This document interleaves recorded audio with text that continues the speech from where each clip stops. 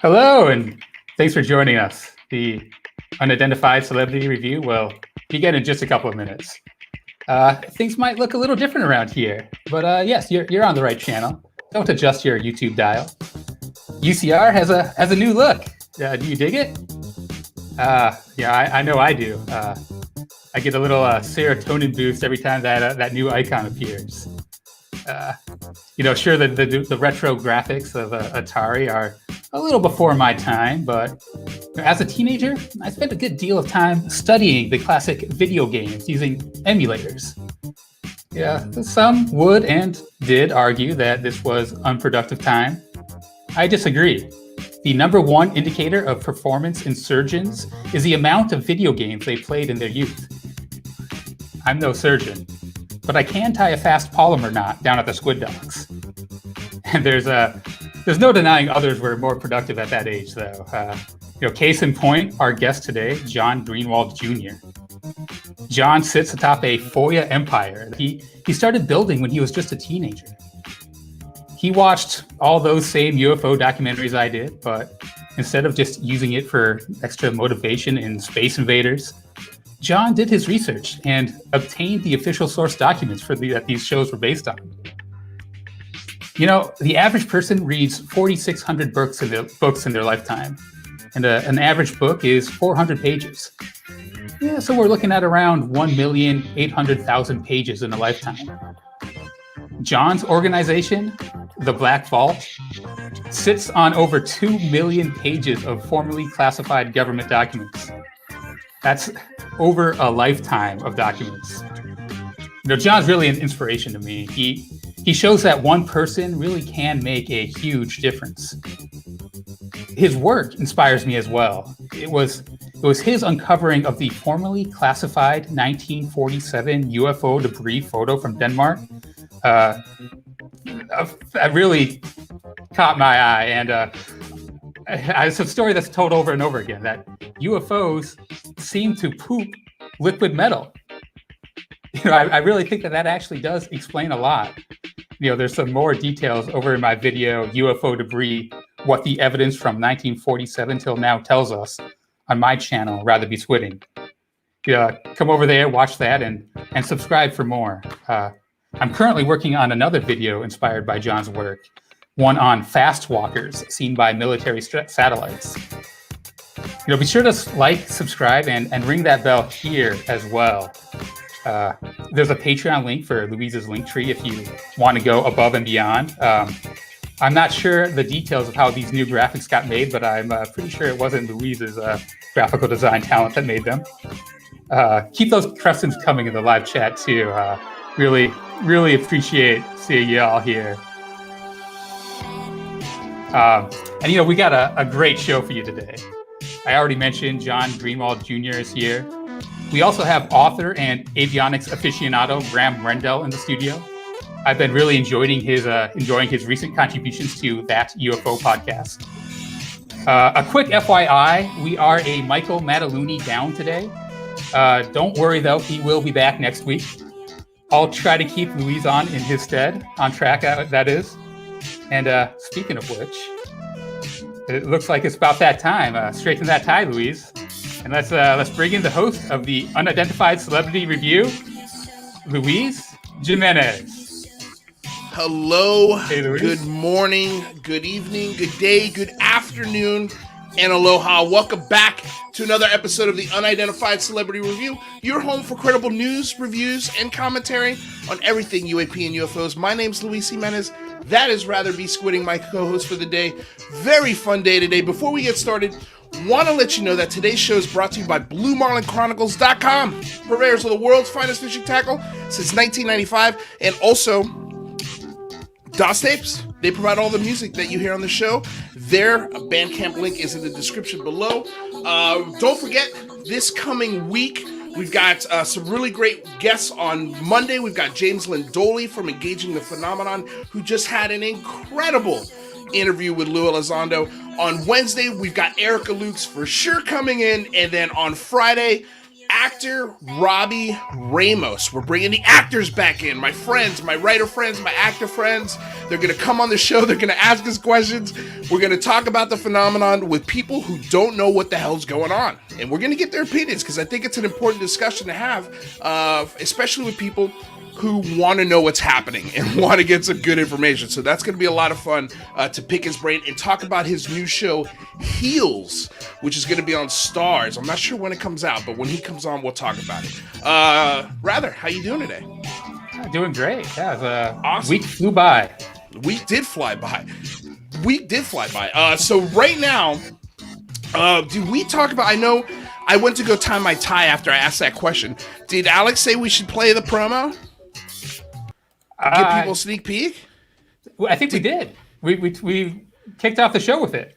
Oh, you did? Okay. Yeah. Excellent. Yeah, they should all be aware of this awesome new branding. I love it. I think it's pretty great. Cool, right? Yeah. We still got some tweaks to make. But yeah, you guys got the sneak peek because you were here first, and I wanted to lay that on you guys. So I missed the reveal of the sneak peek because I was doing my tie and straightening my hair and grabbing some more Arizona peach iced tea, which, by the way, still not sponsor of the show, but I still drink it. Okay, so today's guests, we've got two. So we've got Graeme Rendall, who's a friend of the show, has been on here a million times. One of my favorite people on the planet. How you doing, Graeme? By the way, check out our new background, one of our new backgrounds that we're going to be using. So we got a cool new background, which is a lot of fun. But yeah, how you doing, Graeme? I'm doing fine, yeah. New logo, new look. What, you're going up in the world. New look, yeah. The show's starting to come together, y'all, and I'm so happy that you guys are here. There's gonna be a lot of cool stuff that's gonna start getting revealed. That's gonna be new and different from any other channel you guys are watching right now. So I hope you guys are enjoying these changes because I've put and the team behind me has put so much work and thought and effort into this. So I can't thank everyone on the team enough, and I can't thank you guys out there enough for watching and engaging with this stuff. So appreciate it. So the gentleman that we're going to be having on our show is Mr. John Greenwald Jr. He's the creator of BlackVault.com, and John has filed over 10,000 FOIA requests and has published over 2 million pages online for review of the UAP phenomenon and related subjects. Mr. John Greenwald Jr., how are you, sir? I am good. Thanks for having me. You said gentleman. Does that mean I have to behave or No, not at all. Are you kidding me? If you've seen the first episodes of this show, like it's a complete there's nothing gentlemanly about this show. Well, that's what I dig about it, man. That's why I was glad that you guys invited me on. That way I could let this hair down a little bit. I like it. I like, you know what, man? I actually envisioned a mullet when you did that. That was good. That was some good object work. Whenever I live stream, I always look straight on. That way I don't actually reveal the mullet that's behind me. But, you know, that's a maybe mistake, this is the sir. time. Maybe this is the time I do a 180 in my chair. Let that mullet fly. Because I think you'd look great with a mullet. I actually I had long hair up until about 2 weeks ago when I got a haircut. And I was threatening my girlfriend. Not threatening her, but I was running the idea by her. I was like, what do you think of a mullet? She's like, you better not. Because she knows I'd do it.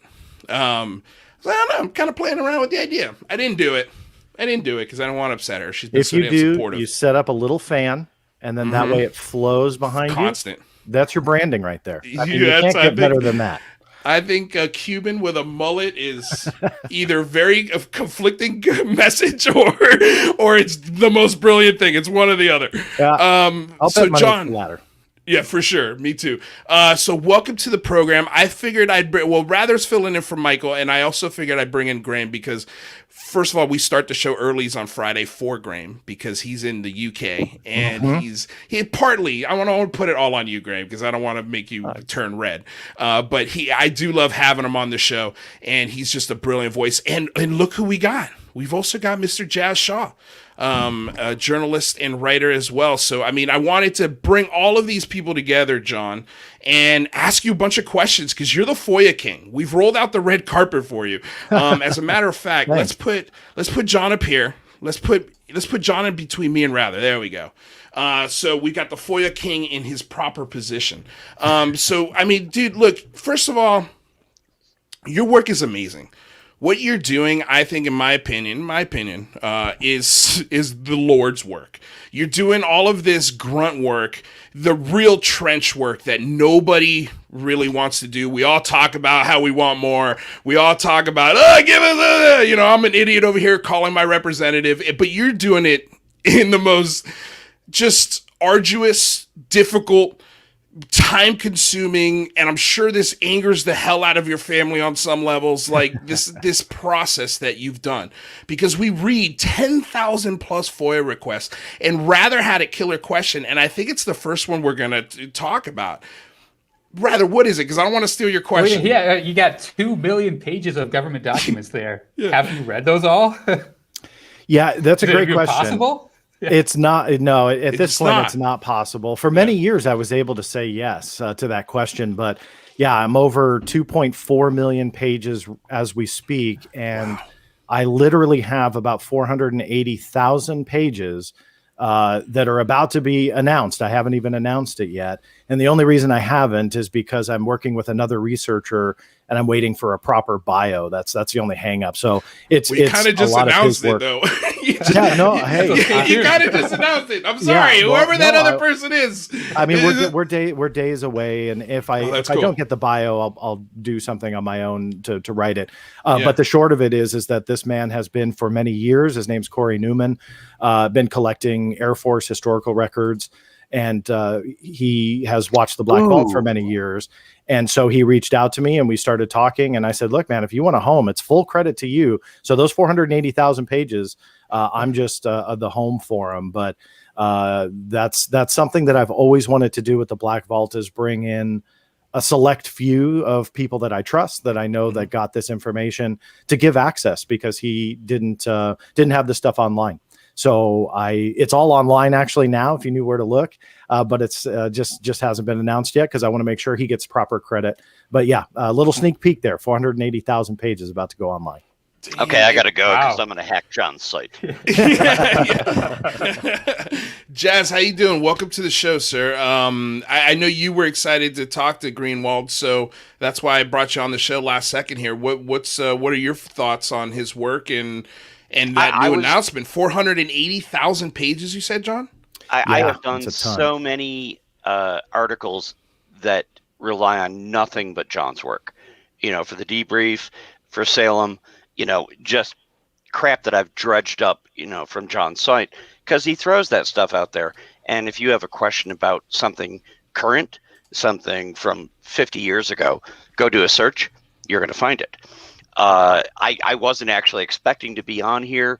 I'm trying to sneak this in before my wife gets home, because, you guys definitely need more time to ask John questions. Because just this week, my wife said to me, there are days when you spend more time talking to John Greenwald than you do to me, so that's probably true. But thank you for doing the show, John. If I can join in with the main hosts and just say it's a pleasure to have you, because you have, in my opinion, contributed so much to the topic that we're interested in, and so many other topics that are esoteric for a lot of people. And your stuff it's never just opinion pieces. It's not, I heard something from this person that said this thing. You actually get stuff that we can go through. And I recently did a piece for the Debrief that we talked about earlier this week on this show about Japan Airlines, where you had gone. What did you spend 17 years getting all those documents finally? Yeah. And wow, well, that was an incredible I was led experience. to believe that they were destroyed, but yeah, 17 years after I was told that, dug them up. Yeah. That's interesting. You said you were led to believe they were destroyed. Yeah. What kept you going for 17 years? Well, so when I started the Black Vault, I was 15, and I learned really early on that, well, let me preface it by saying this. It was one of the stupidest decisions I ever made when I was 15 to think that the government would be nothing but honest and forthright through the Freedom of Information Act. And that was, I hate to admit it now, but that was why I started it, is that I thought, hey, look, I'm tired of reading these third-hand stories and this and that. The government will be honest with me. And even though that was the stupidest thing I could have ever thought at 15, it was the best decision I ever made to start pressing the U.S. government. And what I learned then is not to trust what they tell you. So even though there was 17 years that went by, the FAA had told me they destroyed everything. And to be honest with you, I did believe them. I mean, I kept it in the back of my head, what if? But as I started digging around the National Archives and started coming across boxes and then saw references to the 1628 flight, and I was like, well, wait a minute, that stuff should be gone. And why is it at NARA? And so you just start digging. I mean, you just, the moment you see that drop of blood, you just swim towards it and try and figure out what you can get. And sure enough, buried within the National Archives were the pages that the FAA had told me 17 years prior that they had destroyed. Now, really quickly, when it comes to the FOIA, and this is an important note, generally when things are destroyed, they will have an indicator that records are destroyed. The FBI is a prime example. So you'll go after records on somebody and they'll say, well, sorry, we destroyed them on June 2nd, 1975. And you do run into that. But destroyed means literally destroyed. Using the FBI as a continued example, when they transfer material, they will keep generally the record of that transmittal. And so it's not destroyed, it's transferred. So I'm playing semantics there because you have to. And so the FAA, should they have been honest, should have said, we transferred these to the National Archives, but rather they said, nope, sorry, they're destroyed. And that was a big lesson for me that I took. It took 17 years to learn that sadly they don't always follow their own rules, and that is something that they have to do in the FOIA responses, is essentially be honest with you about what happened. Either it's destroyed, or either it's transferred, or either they have it. That must. Is there any repercussion? Frustrating as hell. Yeah. Sorry. Rather, go ahead. Yeah, if they're not honest with you, is there any repercussions that they face, or can they just slide you with impunity? Yeah, I would love to hold them accountable, and them just being a generic term for the USG, for lying. And for many years, my dad worked for a government contractor. He's long retired now, but he's John Greenwald also. And he was so uncomfortable early on when I would say lying, that they were lying, and he hated the L word because he was working for a government contractor. Right. And so there was a little bit of uncomfort there. But why I bring him up is that through the years, there's no way around that word. They will literally tell you one thing when it is not true. And even though some people go, well, yeah, no, duh, we've seen that for decades now.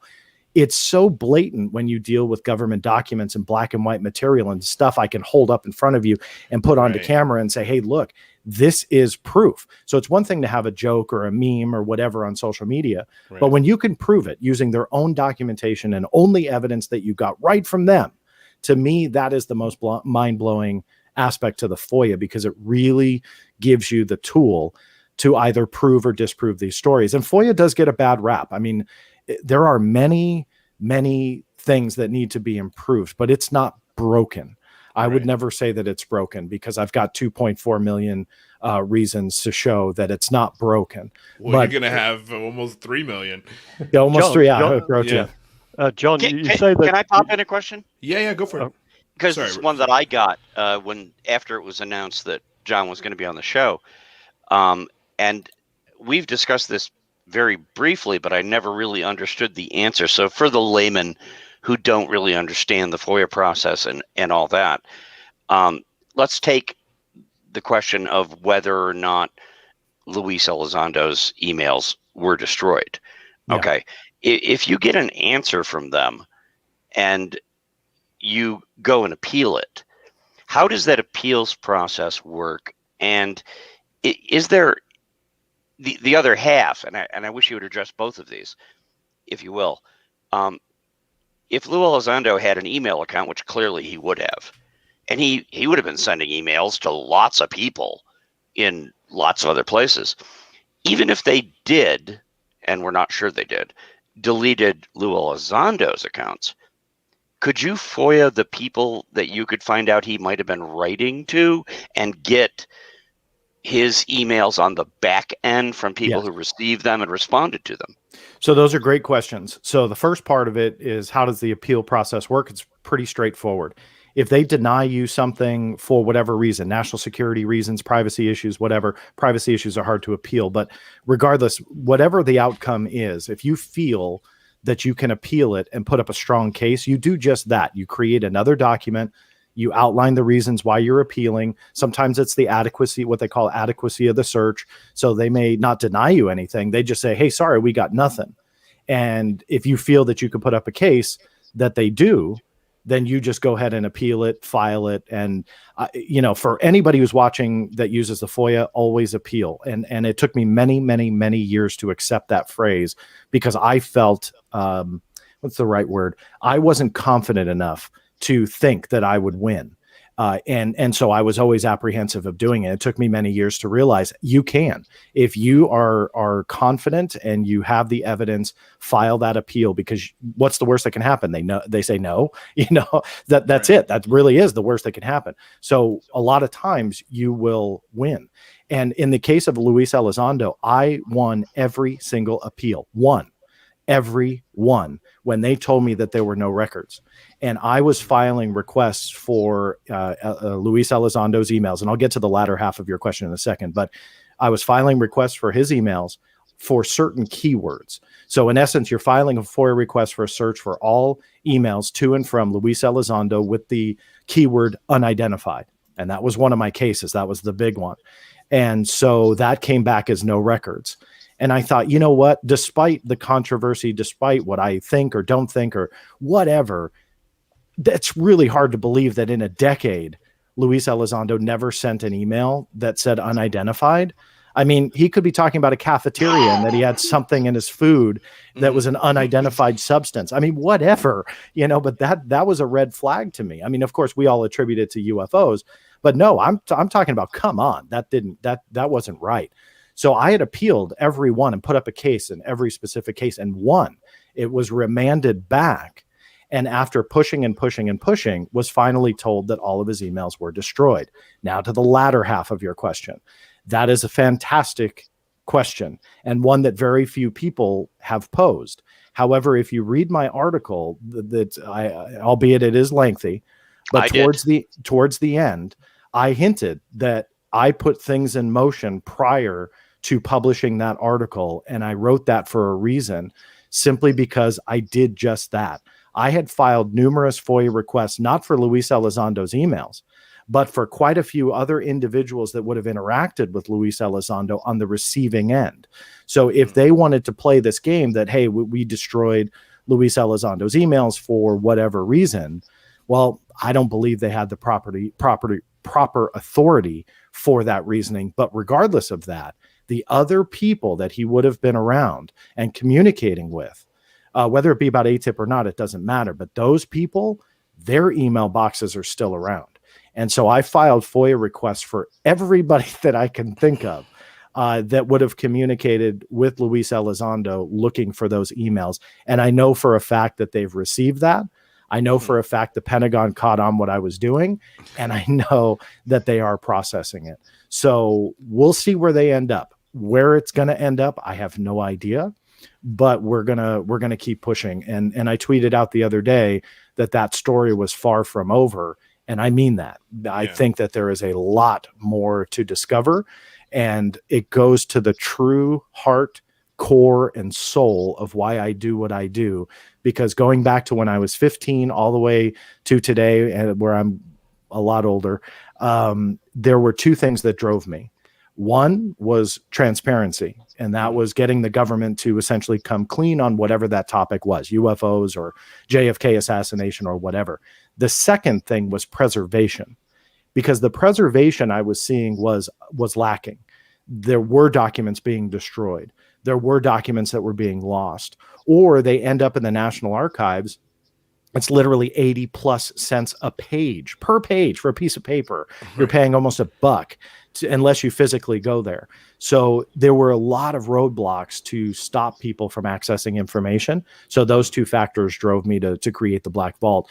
And when I made that discovery about Luis Elizondo's emails, it hit the heart of both of those things, because they weren't transparent with me for 3 years. And the second part was they were not preserving the information that they should. And Luis Elizondo, away from UFOs, fascinating character in and of itself, which I was able to dig up through FOIA. And it's a document that hasn't gotten a lot of press or play at this point. But to show what he really did with his job title, again, not dealing with ATIP or UFOs, fascinating stuff. Thank you, John. Yeah. Rendall, Rendall, I don't know why I called you by your last name. Did you have a question? He's called everybody by surnames. I feel like I'm back in school. I do all the time. I do this all the time on accident. Honestly, I don't know why I do. First of all, I was just going to make an observation, John. I mean, first of all, I've been a fan of your work since I first learned about the Black Vault years ago. I listened to your podcasts with interest, and I do like the guests that you have on and talk to. The bit about our archives in the UK, I mean, you mentioned about the costs involved. We have to pay £8 something for even just a search to take place, and then you're paying £1.30 per copy, and that's even if they're digital, never mind if they're hard copy. So it's really prohibitive. So I understand that, and for the research I've done in the book I've been writing, I've actually had more success getting things for free from the Air Force Historical Records Agency at Maxwell Air Force Base than I have through our own records in London. So it's absolutely crackers. The questions I was going to ask you, the first one is, you've said that effectively that they lied to you on certain facets of the UFO issue. Do you find that it's the UFO issue that you find the most lies with? Because you look at other cases, you look at JFK, etc., and you must look at a lot of other things to do with records. Is it the UFO issue that comes up with the most lies? That when you put a request in, and then you have to put an appeal in, and you get the papers you should have received first time round? Yeah, great question. So out of everything that I've dealt with, which pretty much pick a government secret or U.S. government secret, I've done something on it over the years. UFOs is the most problematic, but also the most easily provable cover-up that I've dealt with. Meaning there is so much evidence to prove beyond any shadow of a doubt that there has been an active cover-up for decades, even pre-ATIP. My focus for decades, literally, was pre-ATIP and showing how, talk about lies again, that the government wants you to believe prior to ATIP that Project Blue Book was the end-all be-all. That was it. They didn't care about UFOs after that, and stop asking questions, go away. Yet when you look at the evidence, it was not 1969 when they stopped with the close of Project Blue Book. Anywhere from the CIA to the National Security Agency, the Defense Intelligence Agency, the entire intelligence community, military branches, they all had material on UFOs. And if you believe the government for what they say, which is a bad move, which I learned, but if you believe them, none of those documents should exist, right? None of them. Because after 1969, per their own press conferences and even what they call a fact sheet, which is silliness because there's not really even a fact on it. But that fact sheet says, we don't collect UFO reports. We don't care about it. If you need to report something, go to MUFON or the National UFO Reporting Center. And yet documentation showed they had a ton of stuff. They had a ton of material hidden throughout every corner of pretty much everywhere that I would go to. So back to your question. Yeah, I would say, arguably UFOs has the most provable cover up. Well, in my mind, it is the most provable cover up, but arguably the most lies and the most provable lies about it.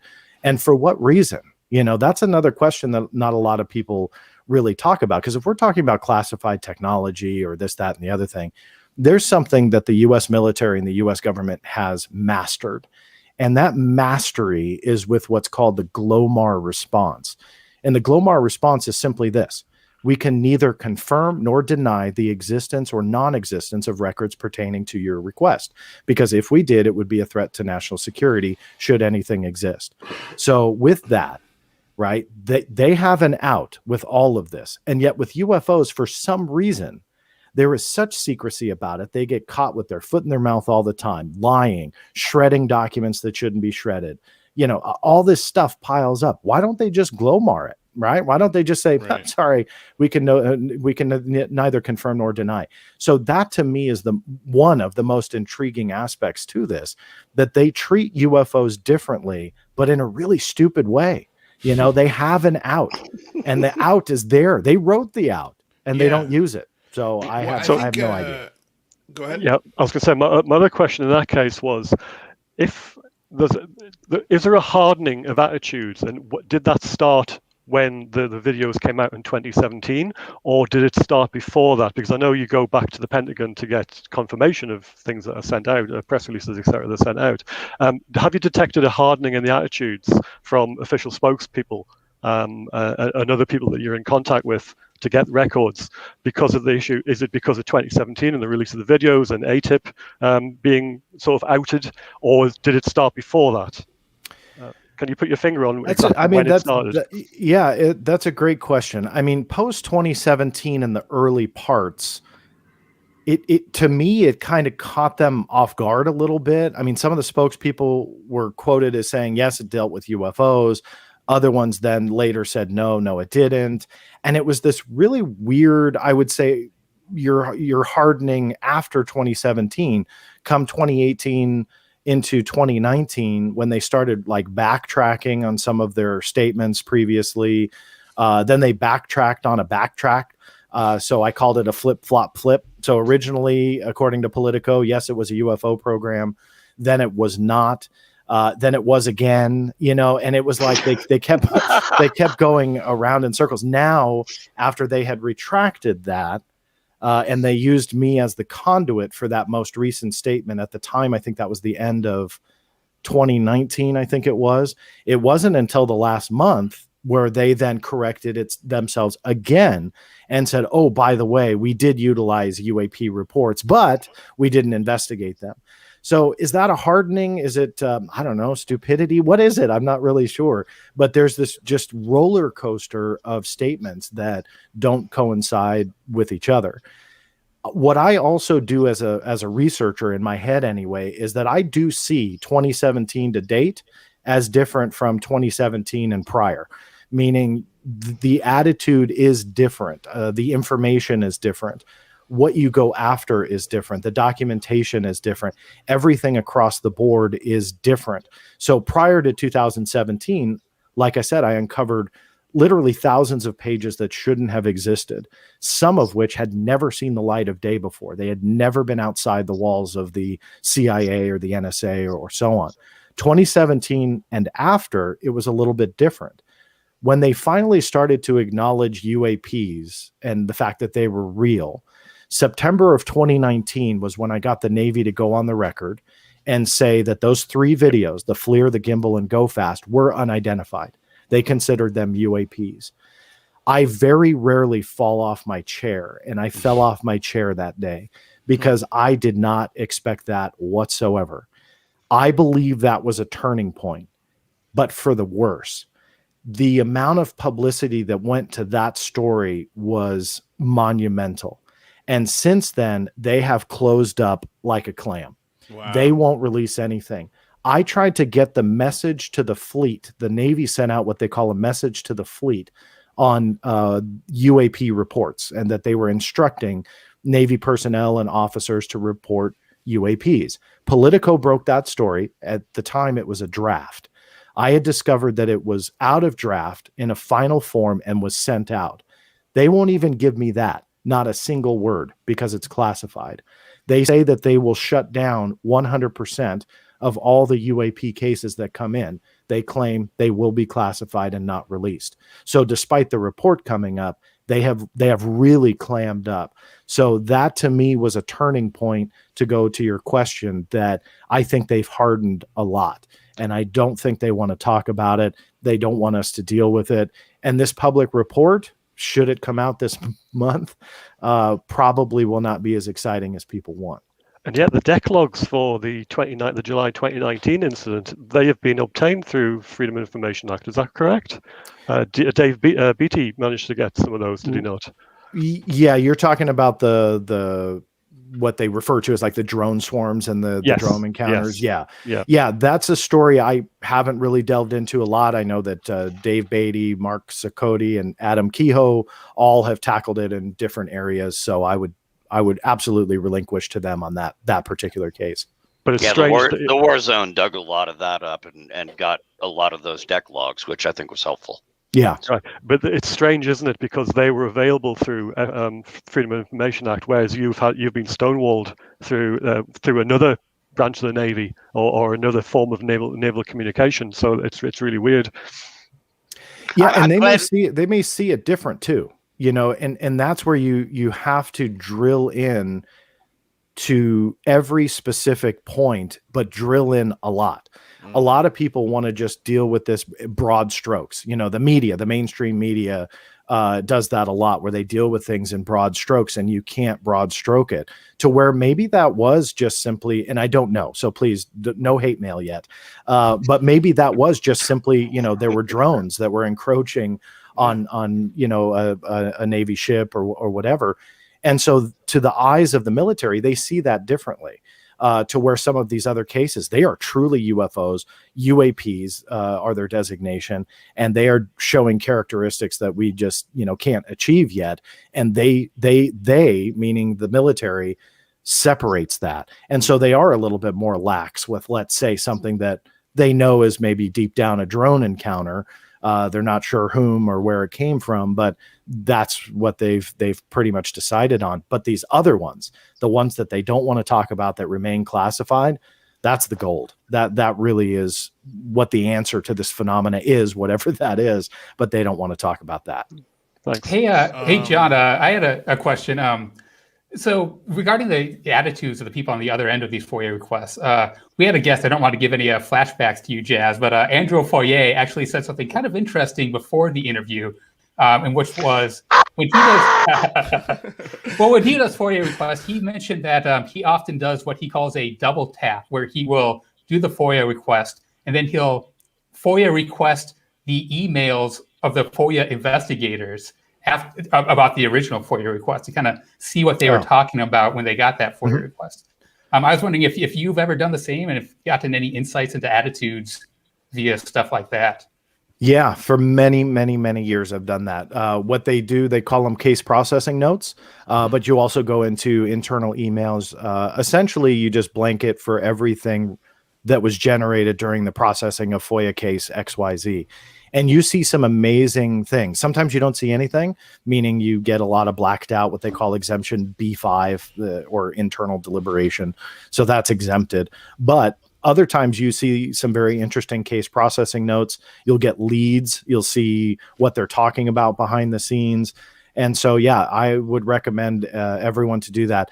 I would wait for the case to close. So I'm not sure if that was conveyed as well when you guys were talking about that. So you wait until everything is closed out. If you appealed, which I do always recommend, wait for that appeal to close, and then you file and get everything pertaining to the FOIA request and the appeal case number. Yeah, and it sheds a lot of light onto what was going on. Interesting. All right. Well, we're hitting the half-hour mark, so I want to reset the room real quick. If you are just joining us in the chat, we've got John Greenwald. He's a creator of blackvault.com and has filed over 10,000 plus FOIA requests and has published now almost close to 3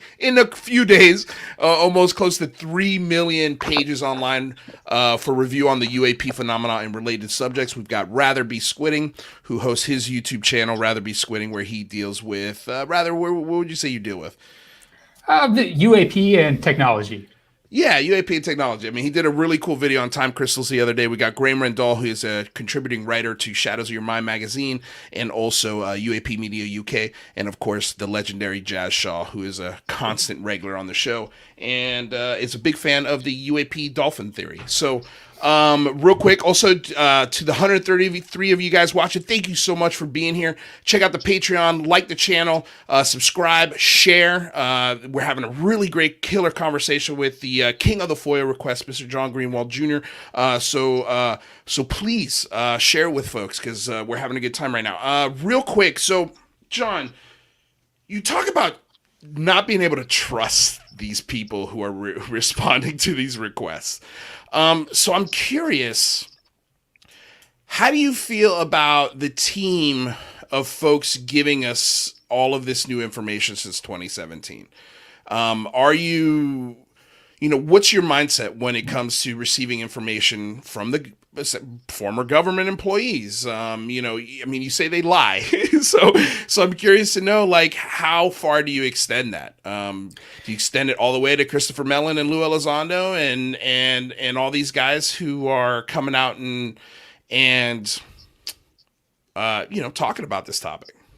Not to steal a line from history, but for me, it's trust but verify. Right. And you from the top down, from the top brass that's still in to the former XYZ who's out. And the reason is because I'm evidence driven, and some people hate me for that. Truly, viciously. I don't know why. It seems so irrational. Just for the record, we love you here for it. Well, I appreciate that. No, I hate him too, because he rejects the whole. I don't know why Jazz is here. Who invited that guy? For goodness sake! Really? Wrong number. Delete. So I think that. I think that for me, again, stealing that line from the history books is how I have operated for 2.5 decades. And for me, I'm evidence driven. I go for the evidence. I go for the backup. And there's nothing wrong with it. To your point, Luis, where you said you don't get it, I kind of do. I mean, some people just don't rock the boat, just let them go out and media attention and New York Times and hoorah, this is awesome. And for me, I think that's great.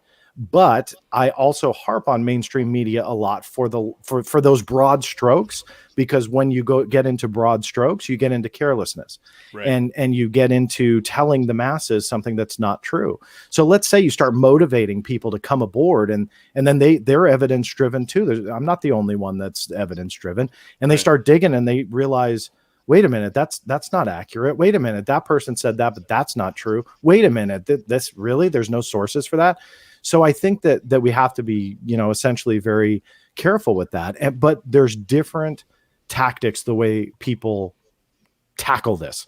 And me, again, I'm evidence driven and I go for the evidence. Other people, they don't care to dig that, to dig that much, and they don't need that supporting evidence.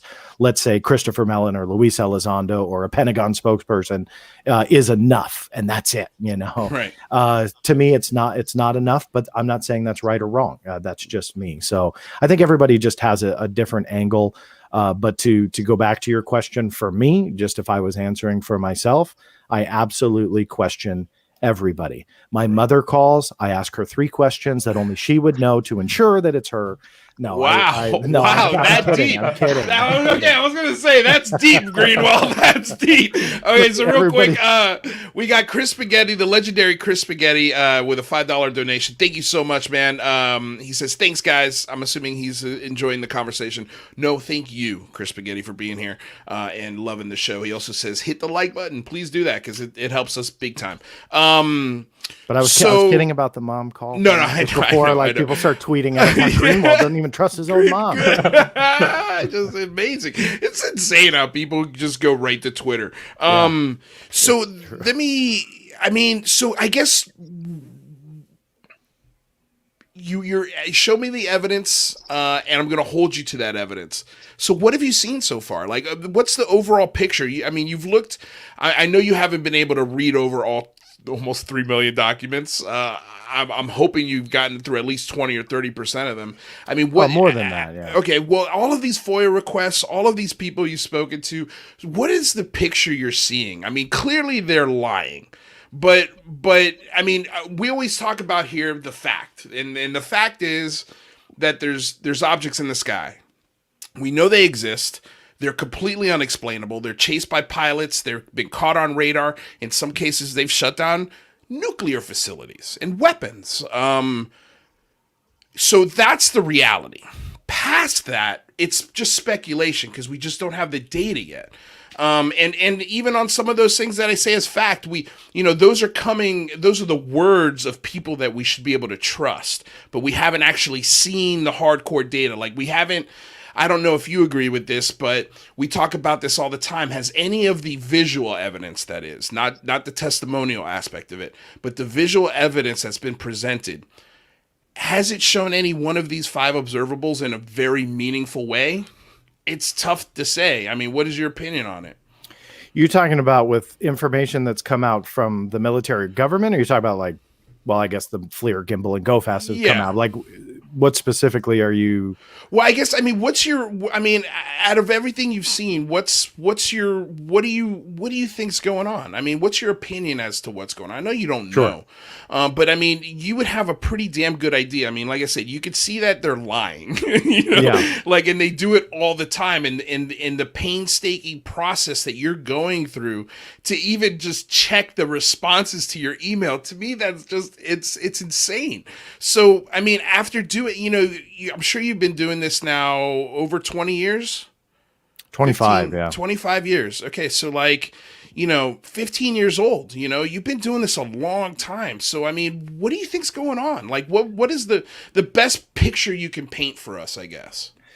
So the best picture. I'm sorry to cut you off. Especially for the person who's new to this topic, who's just joining the conversation, because there's going to be a lot of new folks that, and just to touch on what you said with the media, they don't know how to cover this and they screw it up all the time. Yeah. And I think they do. Folks like you, channels like this, especially that UFO podcast, Cristina Gomez, the Debrief. I mean, the list goes on and on. There's some really great places for people to go find credible information. But I'm sorry to cut you off, but that's okay. I just got to wanted to address that. Yeah, no. I like you. I like when you get pumped up. It's thanks, bro. It's exciting. I just want to go throw something right now. So for me, I deal with things very much in a big picture, and so to kind of give you some of the big picture conclusions that I've come up with. For whatever reason, the phenomena, number one, is real. I mean, that's obvious. But number two is one of the most highly classified topics within the U.S. government.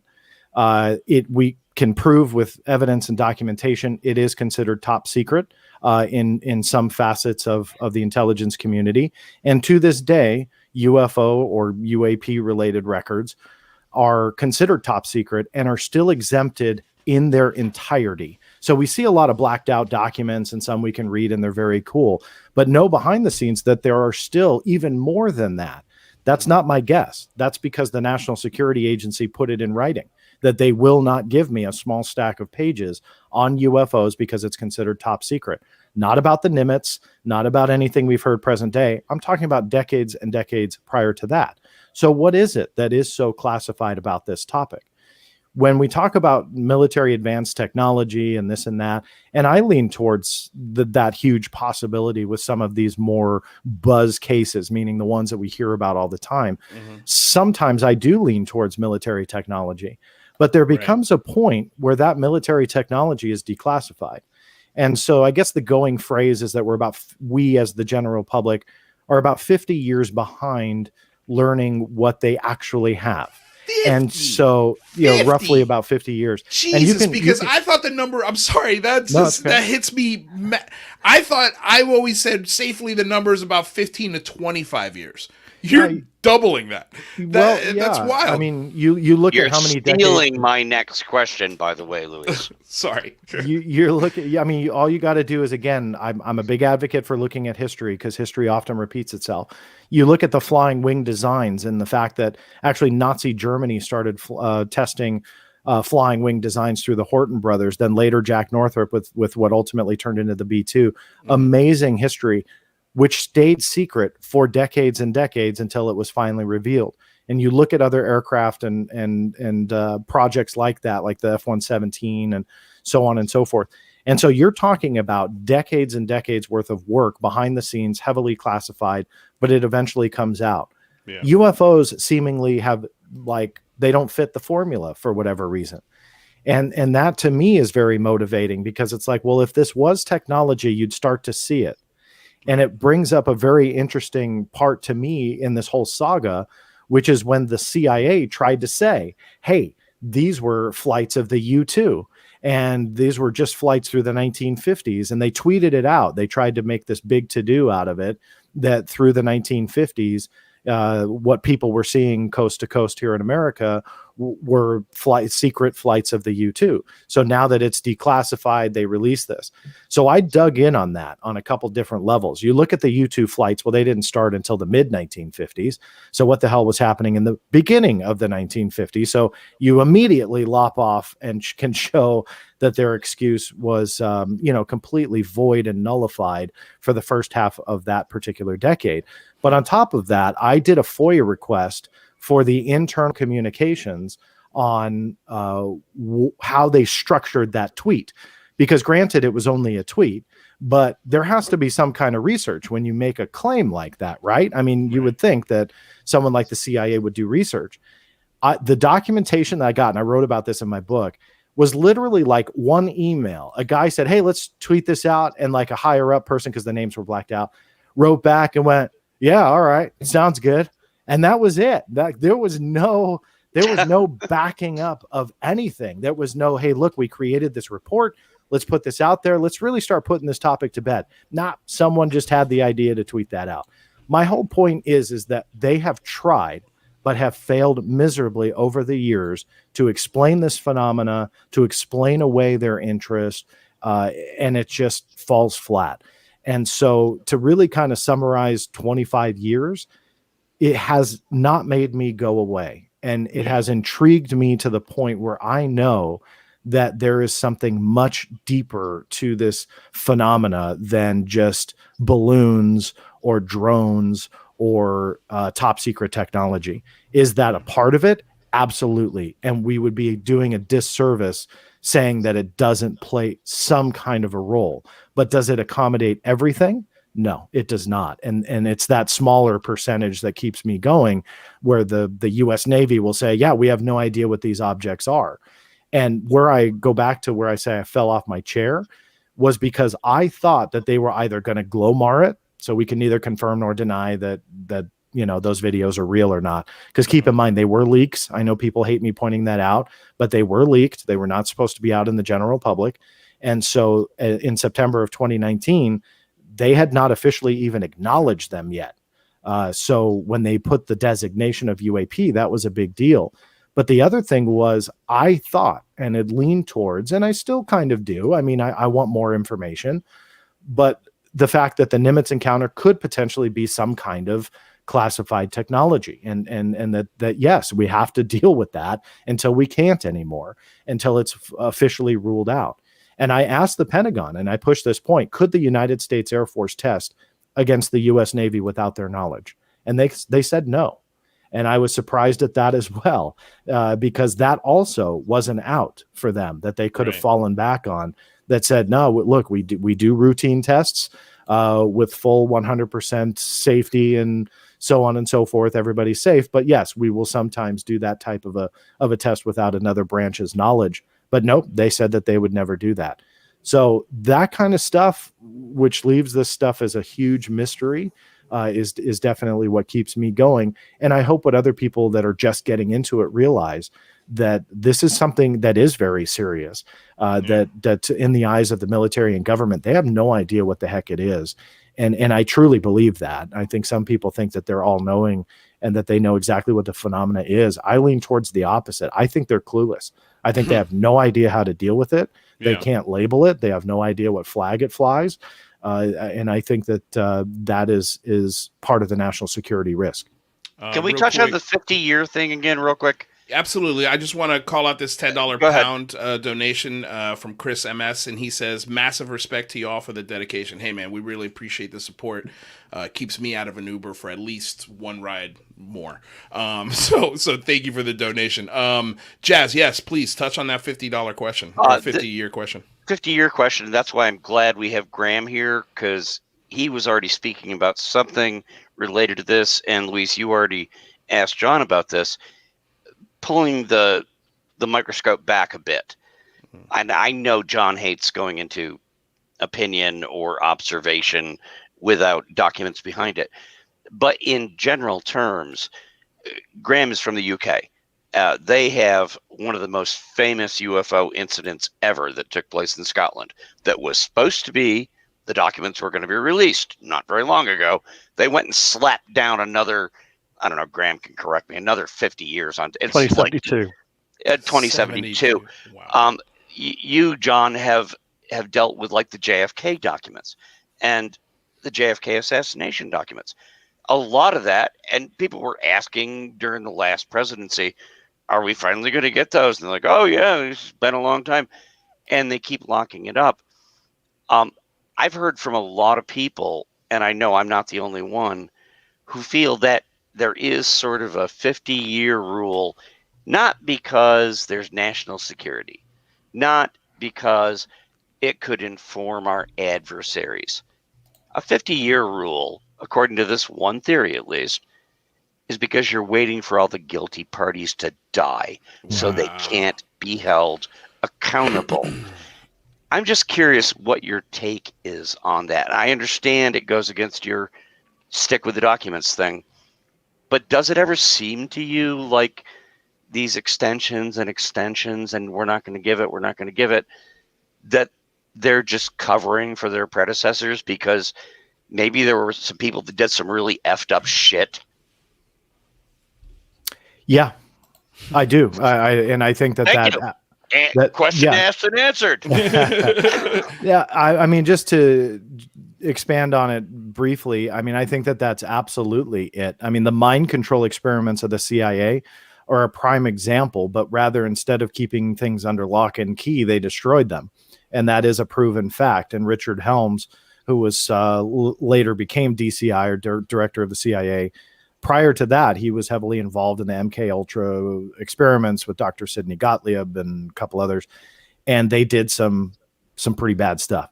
And Helms, I believe, was essentially tied to falsifying Alan Dulles' approval for an experiment they did, which led to the death of Dr. Frank Olson, one of the CIA scientists involved in the MK Ultra program. And they did this experiment without their knowledge on their own people with LSD, and it was a big failure. And Dr. Olson had this adverse reaction to it, ended up killing himself shortly thereafter by jumping out of a window. Now, why am I telling you that very quick story? Because there's a lot to that. That goes to the heart of why, number one, they want to keep things under lock and key for decades and decades and decades, because you have a generation that falls off. Not only do they die, but your general public loses interest also. That's the other part of it. That I feel that I would like to know more about the JFK assassination. Your audience probably does here that's watching this. But for the most part, right, you have a generation that's coming up that sees that in the history books, but essentially just doesn't, I don't want to say they don't care, but it's just not important anymore. Because here we are in the 2021. This was quite a long time ago for a lot of people, and you're talking about generation plus ago. And so I think that that's really what you're looking at when it comes to the cover up and essentially the squashing of the information.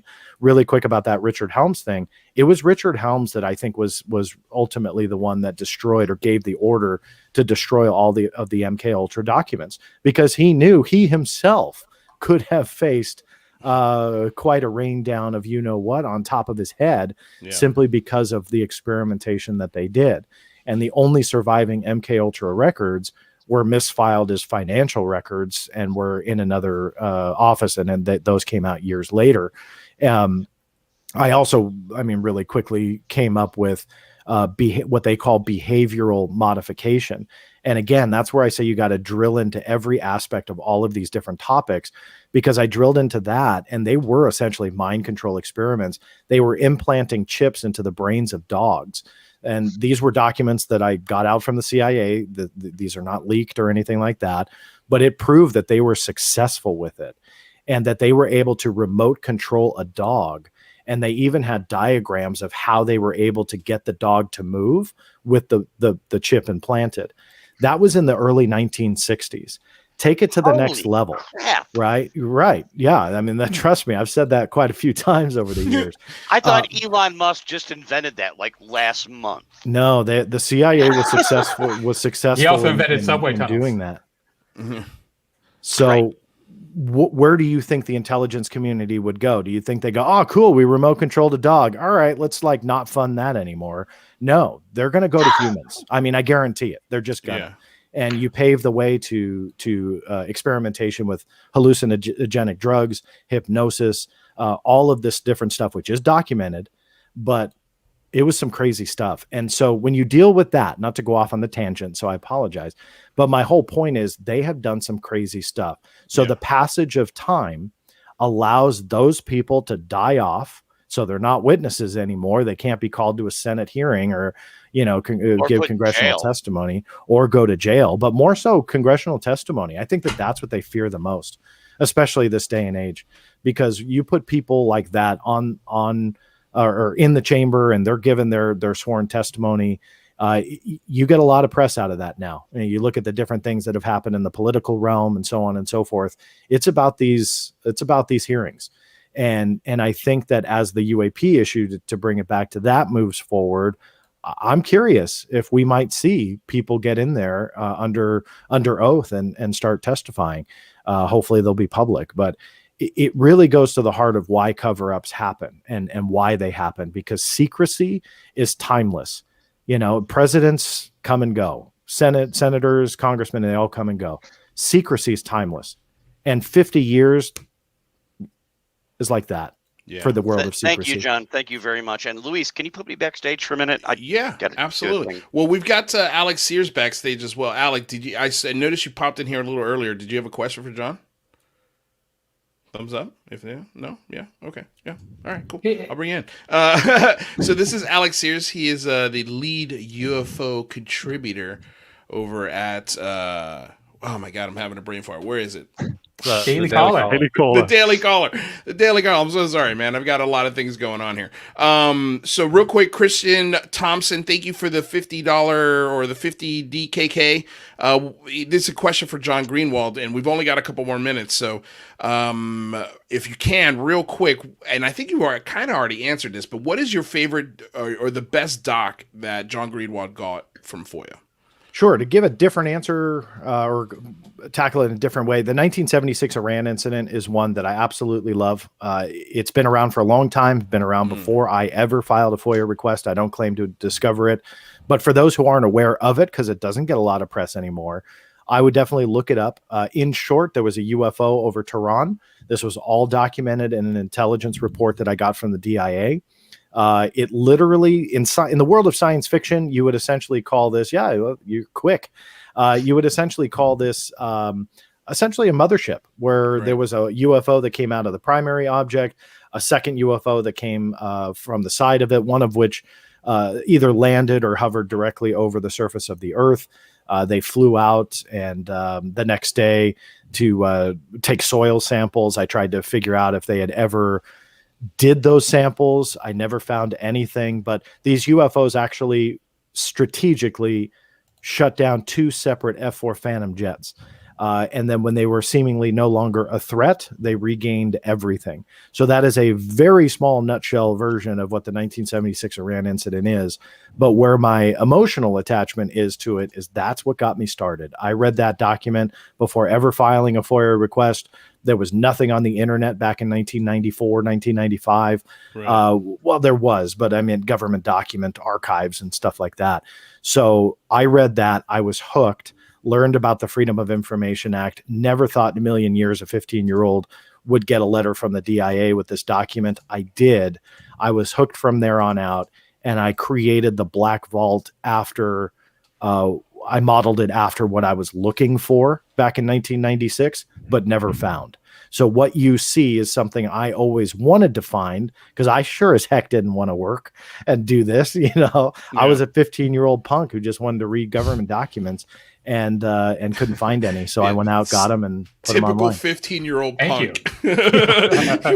Typical 15-year-old punk. Damn, would you stop reading those government documents, John? Come down and eat some dinner.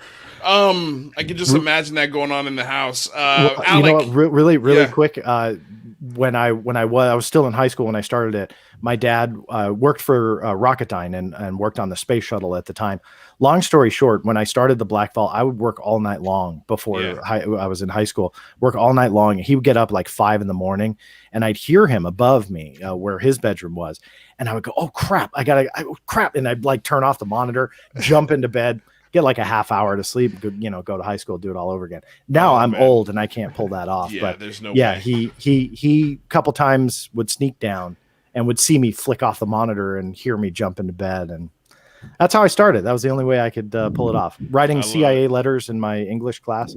I remember I got caught doing that once and they wondered what the heck I was doing. So it's been a wild ride. Yeah, no, it sounds like it. Alex Sears, Daily Caller. What's your question, my friend? Yeah, thanks for bringing me up. Good, nice to sort of meet you. Hey, everybody. You as well. So one thing I've been kind of asking everybody regarding just kind of FOIA requests, because I'm about to lob a nice giant catapult of them toward really kind of dedicated towards Wright-Patterson Air Force Base. What kind of funky terms would you suggest using? Because something that the last person I asked this said is that a lot of times to kind of bury the information into reports, they won't use, UAP or phenomenon or tic tac or cigar shaped or anything like that. They'll use, orb drones, helicopters, fancy helicopters, something like that. Yeah. So do you have any kind of like off the top of your head, like fancy terms that people should kind of be looking into, or have you yourself used something like that? So, I may differ from what you've heard before. I truly don't think that they're code wording all of this stuff to this day. I mean, I know that a lot of people think that they will. They have in the past, post 1969, they did use unidentified helicopters. I've got a lot of reports from the DoD at the time. But ironically, and this is credit to the government here, I didn't ask for stuff on unidentified helicopters. I asked for UFO information, and the FOIA officers took that as I was going for that material. So even though that they did call them unidentified helicopters, I didn't use that phrasing in my FOIA request. So for me, and again, I may differ from what you've heard, so take it for what it's worth. I feel that some will overthink it, and don't overthink it too much, because if you're too specific and you start using what you feel are probably more esoteric keywords, but you think that you're going to get something, a lot of times that may come back and bite you, and that you're not going to get what you're looking for. I don't know what you're going for. Is it UFO information at Wright Pat? General UFO information, then also like metamaterials, because I was Gotcha. kind of inspired by your February release of the DIA metamaterial docs. Yeah, it's basically saying, somebody from the DIA was running around with this stuff in their hands. So, gotcha. So here's a quick story about Wright-Patterson for what it's worth for you. And I hit them. I'm 23, 24 plus years ago for UFO information because it seemed like a plausible place to go with Project Blue Book, signed Grudge. That's where the headquarters was. In short, they told me that they had no records on UFOs because it was all transferred to the National Archives. Here's another example of untrue information. And so they said it was all transferred. A couple years after that, so I let it go. What was I going to do? Appeal? I had no grounds. So I let it go. A couple years later, I read this article in UFO Magazine, Bill Burns' UFO Magazine at the time. And it was all about Wright-Patterson Air Force Base releasing 1,000 pages on Project Blue Book, signed and Grudge, all on UFOs. And I was like, well, wait a minute, what the hell? I just got told that, there was nothing there. And so I had gotten back in contact with the T Sergeant there and said, hey, you told me that there's nothing here. And they said that they overlooked it and it was, essentially an oversight. So they sent me the records, but then transferred those to the National Archives as well. Mm-hmm. My guess is you may run into a roadblock like that Wright-Patterson will say, hey, look, we did this in the 1940s, 50s, and 60s, but we have nothing. I would always recommend to try, but in the UFO portion of it, don't be surprised if you get shot down. The metamaterial stuff, the Foreign Technology Division or whatever the, current go, I think they've changed their name a couple times here in the last decade, but regardless, like that would be something very interesting to see what they've collected on metamaterials. But to go back to, again, those keywords, I just would recommend don't overthink it too much. Just describe what you can in a broad sense. Don't get too specific because, again, it could come back and bite you. And you try and skirt the line between being broad but specific enough. And what I mean by that is if you're too broad, they'll reject the request and throw it back to you and say, hey, you're too broad. If you're too specific, they will look for just that little tiny window that you've requested, and then say, well, look, this stuff over here, it doesn't fit in his little window. So I'm sorry, man, we got nothing. And over here is what you were looking for. So even though I'm kind of making light of it, it's very true. So you skirt that line that will get you that stuff over there, but not be too broad where they go, hey, sorry, Greenwald, we can't take your request. It's too broad. So I hope that answered your question. Again, I fear that some people will overthink the FOIA, and I use that DoD as a prime example. Yes, they have code worded UFOs as unidentified helicopters, sure. But my request did not ask for that. It asked for UFO information, and that's what I got. So I want to give some credit to FOIA officers because they really do try to help. But again, when you do that very specific not time frame, but very specific niche, what you're requesting, that's where they can go, hey, sorry, that's all you asked for. So we're not going to broaden it from that. Okay, so John, we've run up against the wall, and I've got like 3 questions for you. Yeah, I can hang out. Don't worry. Well, okay. unless you don't want me to. No. We want you here. No, please. Okay. Boot him out. Get him. Get out of here, Greenwald. Too much information. I wasn't sure if that was a polite way of like overstaying your welcome. Handle this. By the way, John, when we're done, check your DMs and your email. I just got an answer back from our mutual friend about something we were talking about offline. Awesome. So. Very cool.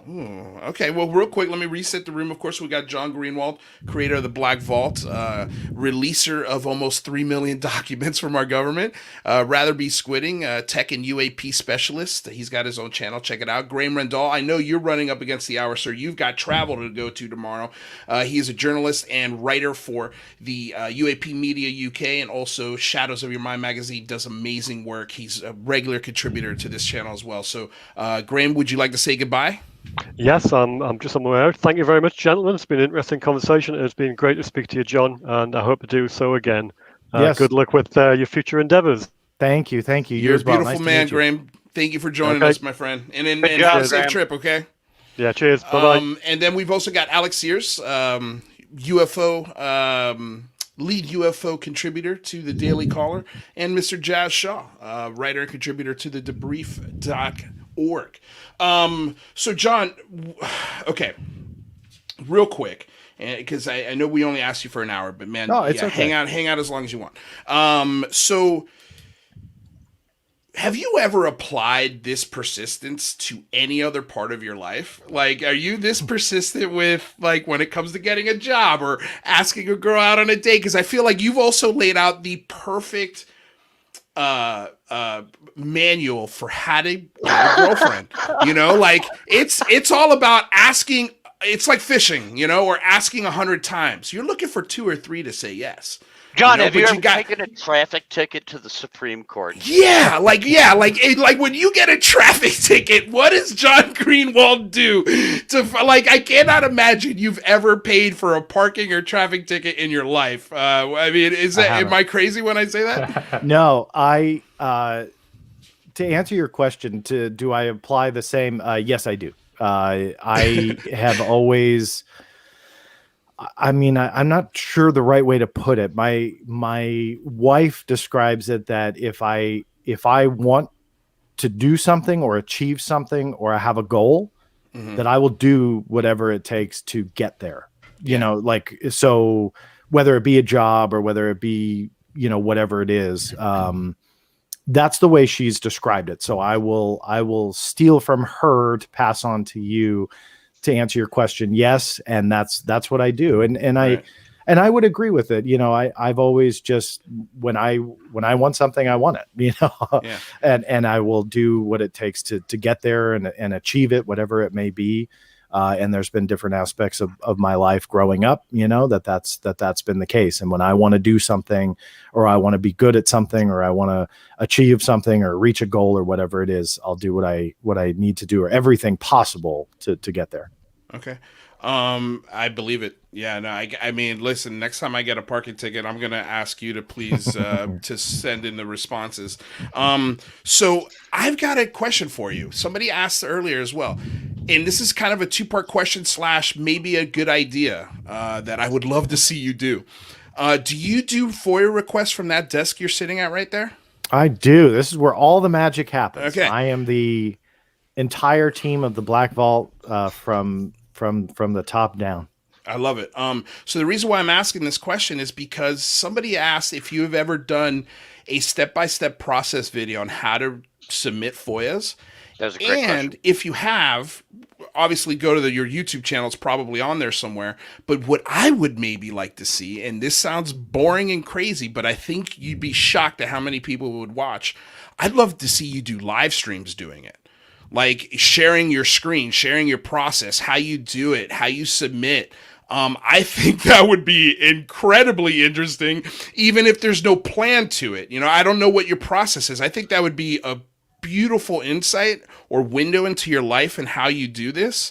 And I think it would also be insanely informative for the folks out there that maybe want to follow your path, because if we had just 3 more of John Greenwalds, you know, I think we'd make a lot more movement. But imagine if we had 100 or 1,000 John Greenwalds, where we can get with this topic. So is that something you'd be interested in doing, or do you want to protect your process and sort of how you do things? No. Do you not want to reveal what you're submitting before you submit it, so that way they can't get a beat on it?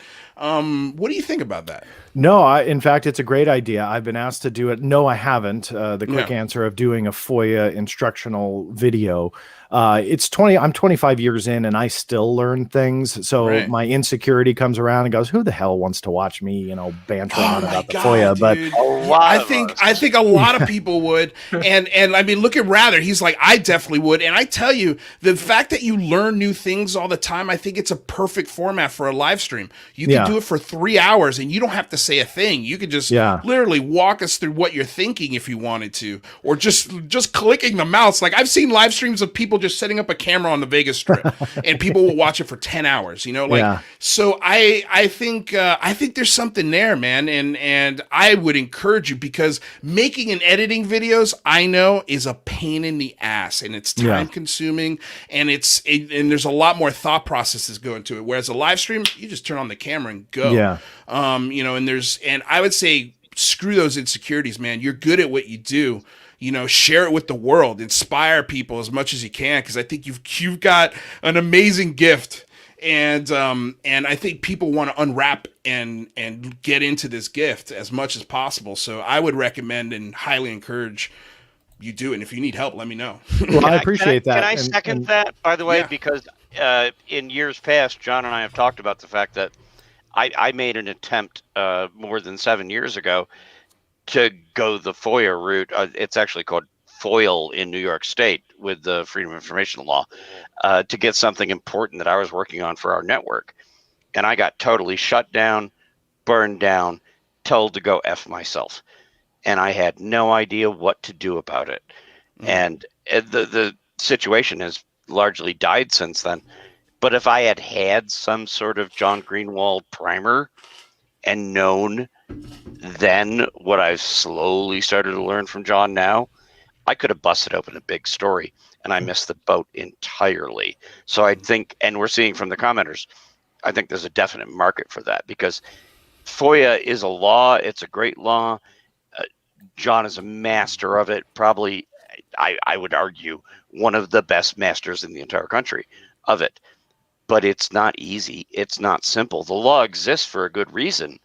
But if you don't know how to navigate all the particulars, they can just shut you the hell up on a moment's notice. And if you don't know what to do in response, what happened to me, and I have the emails I've exchanged with John, I was just like, I got told to go F myself. And I was like, well, I guess I'm F'd. You know, and that was it. So I think there is a market for that.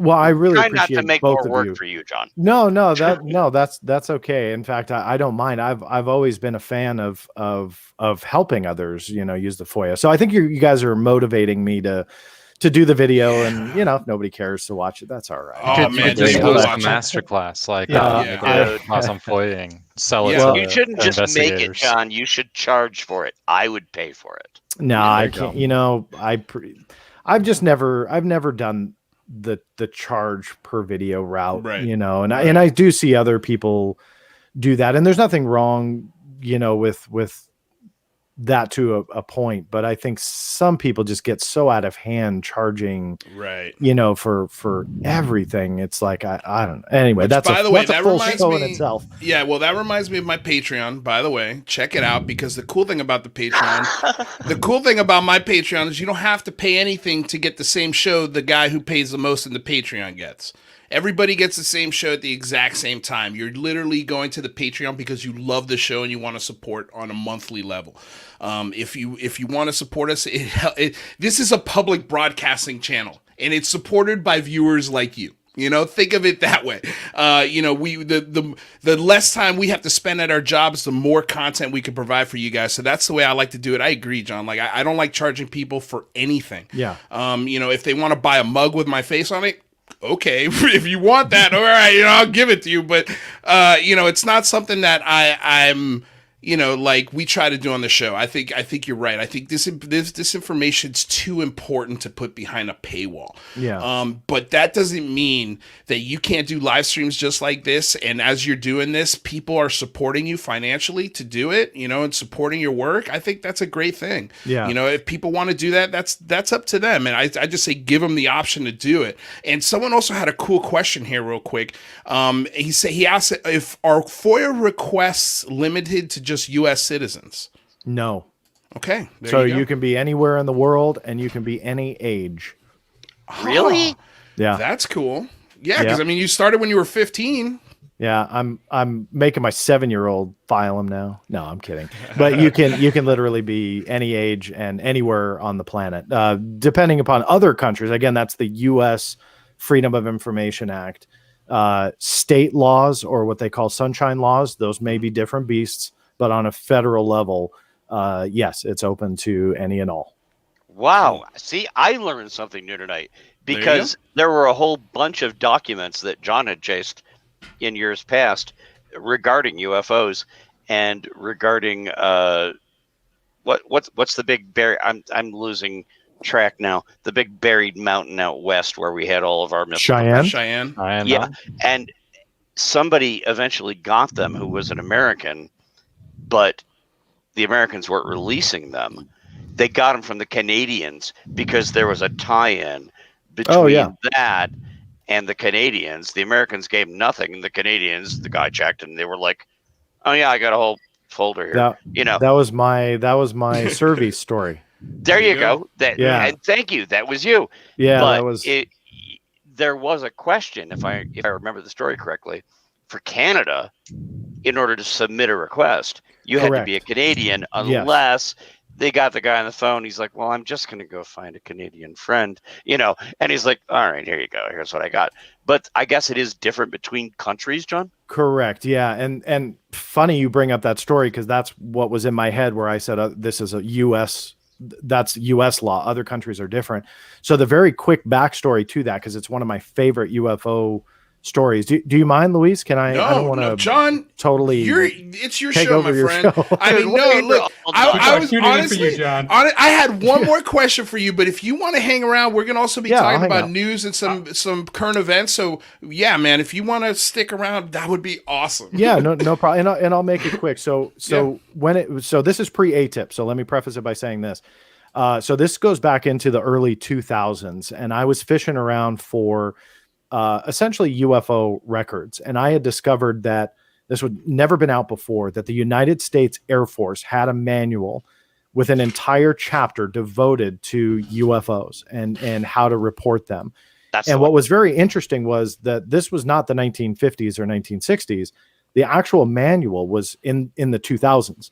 Wow. And what I was also able to prove was that it was actively being updated, and UFOs was never taken out, which essentially proves that it's active and not something that was on the books, you know, in Project Blue Book days, and they just, you know, overlooked it and never took out the UFO references.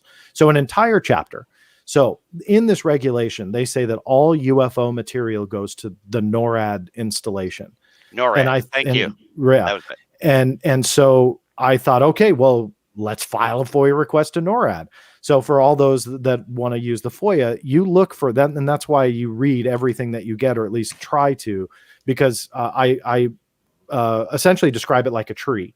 You know, you file your original request, you get your trunk, and it literally branches off into, you know, 1,000 other different directions to go to. So this was an example of that. I got the manual, NORAD was the next way to go, fired off another FOIA request.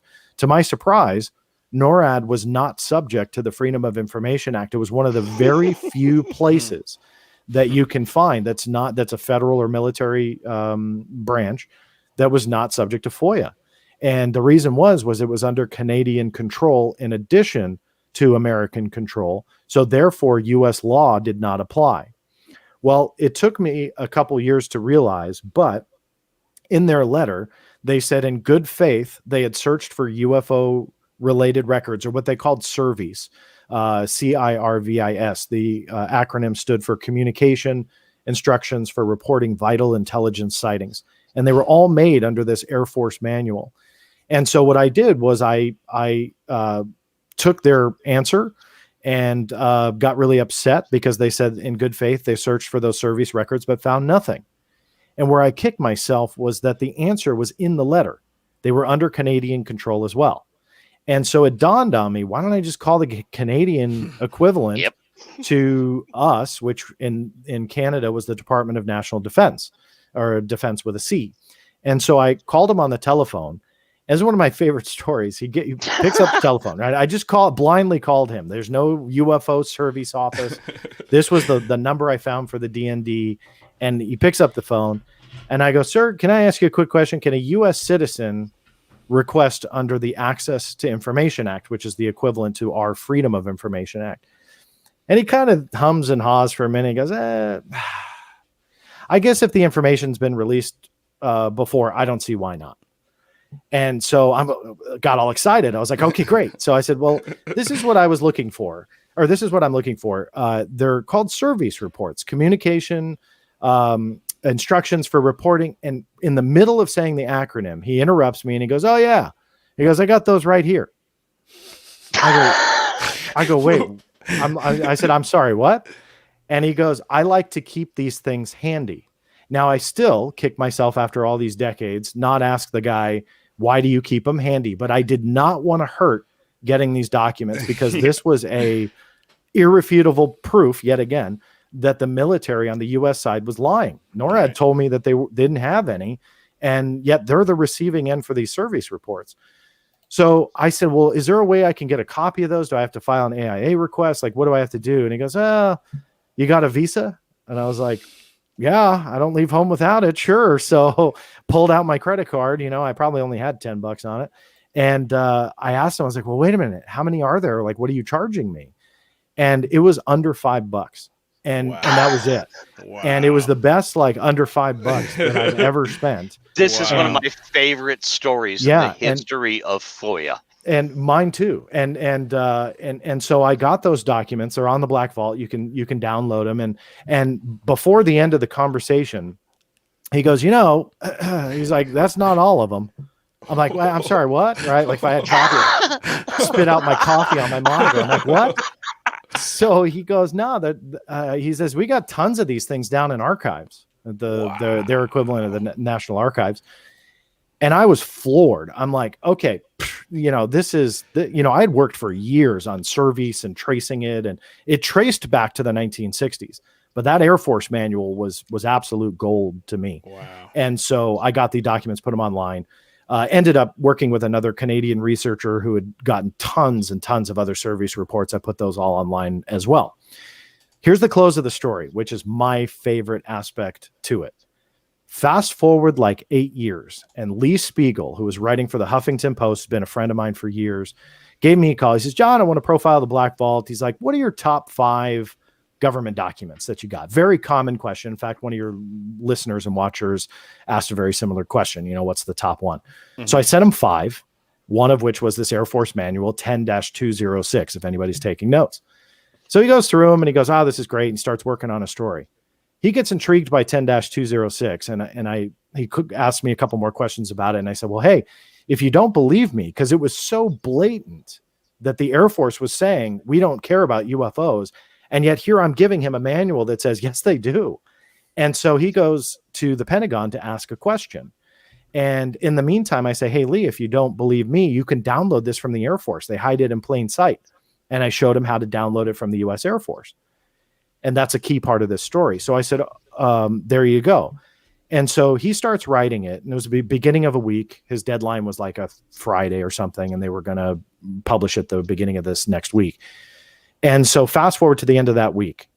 And I thought he was just doing an expose on my top 5 documents. And he calls me. It was late on a Friday night here on the West Coast. He's East Coast. So it was even later. And he goes, John, you're not going to believe this. And I said, what? I was visiting my sister at the time. And he says, Air Force Instruction 10-206, Chapter 5. He's like, I went to go download it again. I'm finishing my story. It's gone. No and I was like, well, what are you talking about? He says, Chapter 5. It's been completely removed. I'm like, nah, all right. Yep. I think maybe you just got the wrong one or whatever. I said, look, Lee, I'm not home. Let me get back to a computer. Let me figure out what's going on. Sure enough, it was gone. And the revision date was about 48 hours after Lee Spiegel's original call to the Pentagon, which, by the way, did not return his phone call after numerous messages and requests for comment. Yet 48 hours, they completely delete Chapter 5. They replaced it with a chapter on hurricanes, then called Lee Spiegel back and said, purely coincidental. We took that out. That was just, an old reference. No. And I filed a FOIA request on top of that after the whole story broke, and kudos to Lee for breaking it. Yeah. Filed a FOIA request to get the change log. And I found out every single change with dates and timestamps and everything. And they never wanted UFOs out until Lee asked. And then they removed the whole thing.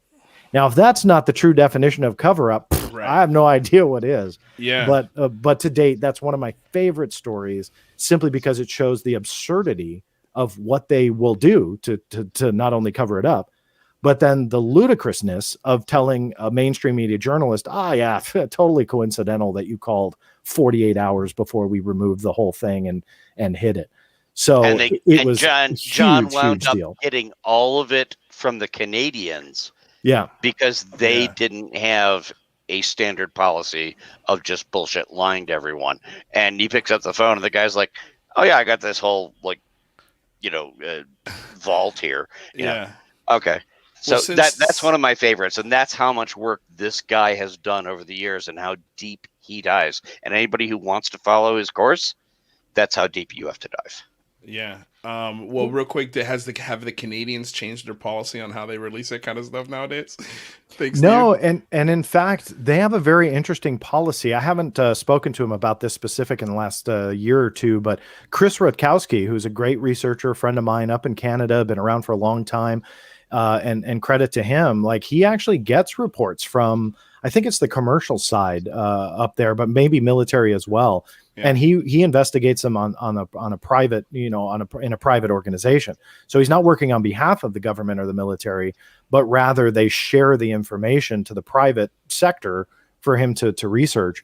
So it's very interesting to see and juxtapose that tactic in Canada versus here in America, and they go, no, everything's classified. No, we ain't sharing anything with you guys.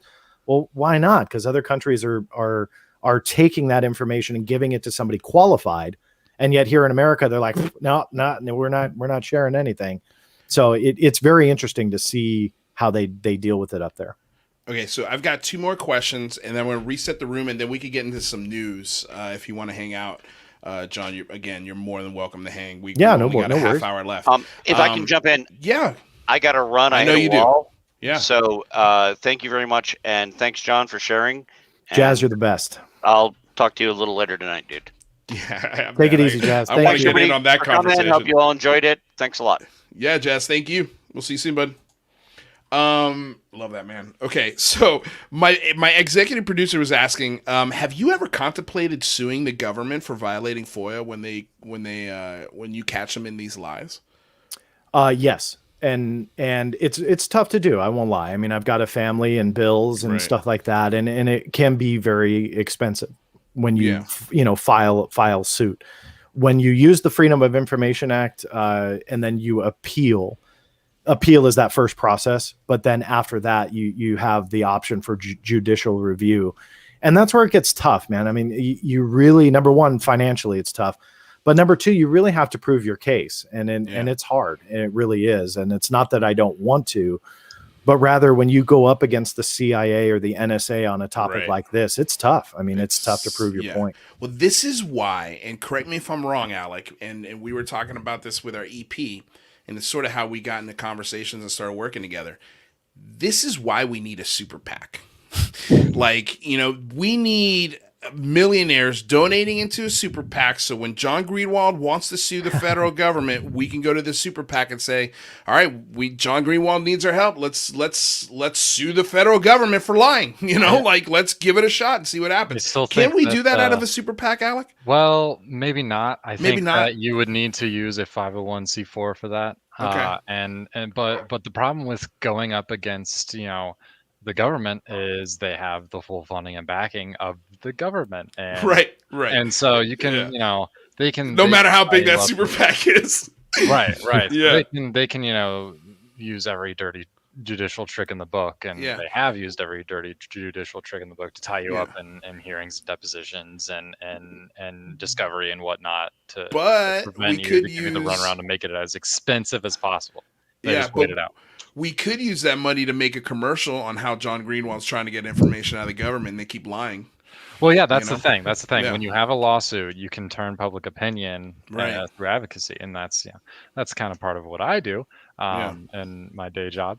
But a super PAC, there's one floating around out there, and it's a good idea, but maybe not the best for all situations. Right. Well, and by the way, we're going to get him on the show because we've got some questions for him. Working on it. They're busy guys. But yeah, that's going to be, if we can get them, that would be a fun conversation. So we have a $5 donation from Jack Ryan. Thank you, Jack Ryan. Big fan of the show. And he says, John, does the government get bitter towards you? If so, have they ever tried to feed you disinformation or slow you down to get back at you? I think he's back on that. I just want to say, Men in Black, have they ever visited you? No, sadly, I haven't had that luxury of a Men in Black, and my camera's all blown out. I'm not sure what's going on with the lighting, but that's okay. So I apologize. No visit from the Men in Black. When they talk about bitterness, or when you ask about bitterness, I know for a fact that when you don't give up as a FOIA requester and you don't take what I call the company line, that's going to frustrate anybody, because keep in mind, they don't want to, as much as they want to help you, and there are some great people in the FOIA, they don't want to work. I mean, who does, if they're just, fielding 5,000 requests, every hour from John Greenwald, but, do they want to go that extra mile? And when you don't take that answer, that company line, I think anybody would get a little bit bitter. And I remember a quick story from years ago, and somebody from the Pentagon had come out and retired. And this person had written me and said who he was. And I said, well, anybody can find your name. I post everything. So how do I know it's you? And he told me about letters that I had, in the Pentagon, that only the Pentagon and myself would know about. And I thought, oh, okay, well, that is the person. So yeah, what can I do for you? And I remember the advice that he gave me, and I've told this story a couple of times on my channel, but the advice that he gave me was keep at it, kid. And the reason why he resigned was he said that he was done with the bureaucracy of what they were putting FOIA requesters like me through. And then he said, specifically you. And he says, in the beginning, you were a 15-year-old kid that was using the FOIA. I had to put my student ID in every one of the FOIA requests to ensure that they weren't confusing me with my dad. So I had kind of gotten in the habit of doing that. Yeah. And so they said at first that was great. Yeah, and then they said, I bet they were like, "Oh, look at this! Look at this high school kid. He put in a FOIA. You know what? Let's give him the FOIA. You give it to him." And then you turn 21. They're like, "This shit ain't cute anymore." Yeah, vacations are getting denied. You got to work in your FOIA. Yeah. But that was essentially what he said in different terms. But he said you didn't give up, and he said pretty much your letters would come in, because at the time they didn't accept them via email. That you had to snail mail them in. And so they'd get them at stacks of letters. But they said that my letters would come in and they would just go, great. It's John again. So it became very bitter in that particular office from what I was told. But in fairness, I mean, I'm sure I'm not easy to deal with, and people like me to where we don't give up. If we want something, then we'll go for it. And we don't take no for an answer, and that's how I've always been in my life, and especially with FOIA. And if they say no, then that's my cue to keep going and pushing harder. What a absolute badge of honor to be considered a thorn in the side of the government, and also just to have been doing it so often and for so long and so effectively that you become, you have that name recognition with FOIA officials across the country. So congratulations. I appreciate that. I'm not sure if it's a badge of honor or, oh God, the Men in Black are going to show up one day, whichever. But if you ever disappear, we'll FOIA about your disappearance. Yes, please. Have you FOIA'd yourself? Have you seen if they have a file on you? Yeah, to the FBI, that's generally when you get into files on actual individuals. Like if they looked into me, it was one of the quickest responses I ever got from the FBI, and they said no. So it's always good to ask the FBI if they have. Yeah, exactly. Another interesting comment from our EP. He was saying you should think about starting an intern program. Are you talking about just getting some help? Yeah. Maybe reading through all those documents. I mean, you're about to release another 500,000. You get a couple of interns. Going through those for you could turn out to be really, really useful. I could see some political science kids getting some college credit for an internship doing FOIA requests. Anybody got any pointers on that? I would love it. Our EP does have some pointers on that. So yes, we'll get them in touch with awesome. Because that's something we're also looking into. So because there are college kids out there that this is a production credit. There are ways to do that. But of course with kids it's sometimes it's unreliable. And sometimes, and also you got to get new kids, 4 times a year they change semesters or whatever. So, okay, anyway, so we've got a $5 pound note question. Have you ever requested or thought about requesting anything from the Vatican? Thanks for your work, by the way, from Zofa. Thank you, Zofa, for the £5 note. We appreciate it. Yeah, the quick note, I mean, obviously the FOIA wouldn't apply to the Vatican itself. So in regards to requesting information from the Vatican, you just have to do a good old-fashioned letter. Hey, Vatican, I'm looking for stuff. Can you do me a solid and send me some material? Of course, in other words. But when it comes to information about the Vatican, yes, I actually went to the National Security Agency in what is classified system they call Intellipedia. So imagine our Wikipedia that we use as the general public. They have one internally that's not very well known called Intellipedia. And it's only accessible to those members of the intelligence community. And they have pages on everything. So in fact, I fought for years to figure out how many pages they actually had. And it was considered exempt, meaning that they wouldn't tell me. And I appealed and won that appeal. And they eventually declassified the full number. And it's into the millions of pages that they have in this system. So there's millions of things to read, but they had a page on the Vatican, which I have on my Black Vault site. So you just go to blackvault.com and search Intellipedia, and then it'll spit out a page where I've archived all the entries that I've gotten. Vatican's one of them. Real quick, let me reset the room just in case people are hopping in right now. We've got John Greenwald from the Black Vault, who has helped release over close to 3 million documents having to do with the UAP phenomenon. Rather Be Squidding, who's got his YouTube channel and is co-host of this channel and producer, helps a lot with the show here at the Unidentified Celebrity Review. He does UAP and Science Tech channel. And then, we've got Alex Sears, who is the contributing UAP journalist over at the Daily Caller. And we're talking to John Greenwald about FOIA requests and the best ones, the worst ones. Where do we think this is going? It's been a fascinating conversation. And before we get into the news, I had one more direct question for you, John, regarding your work. It seems to me that all roads are starting to lead to the Department of Energy. What can you say about this? It seems like and correct me if I'm wrong, but this IG inspection is I've been heard has been really tied closely to this DOE element, but also this missing emails, Lou Elizondo trying to basically verify who Lou Elizondo is for the 14th billionth time. What is it more of? What do you think on that?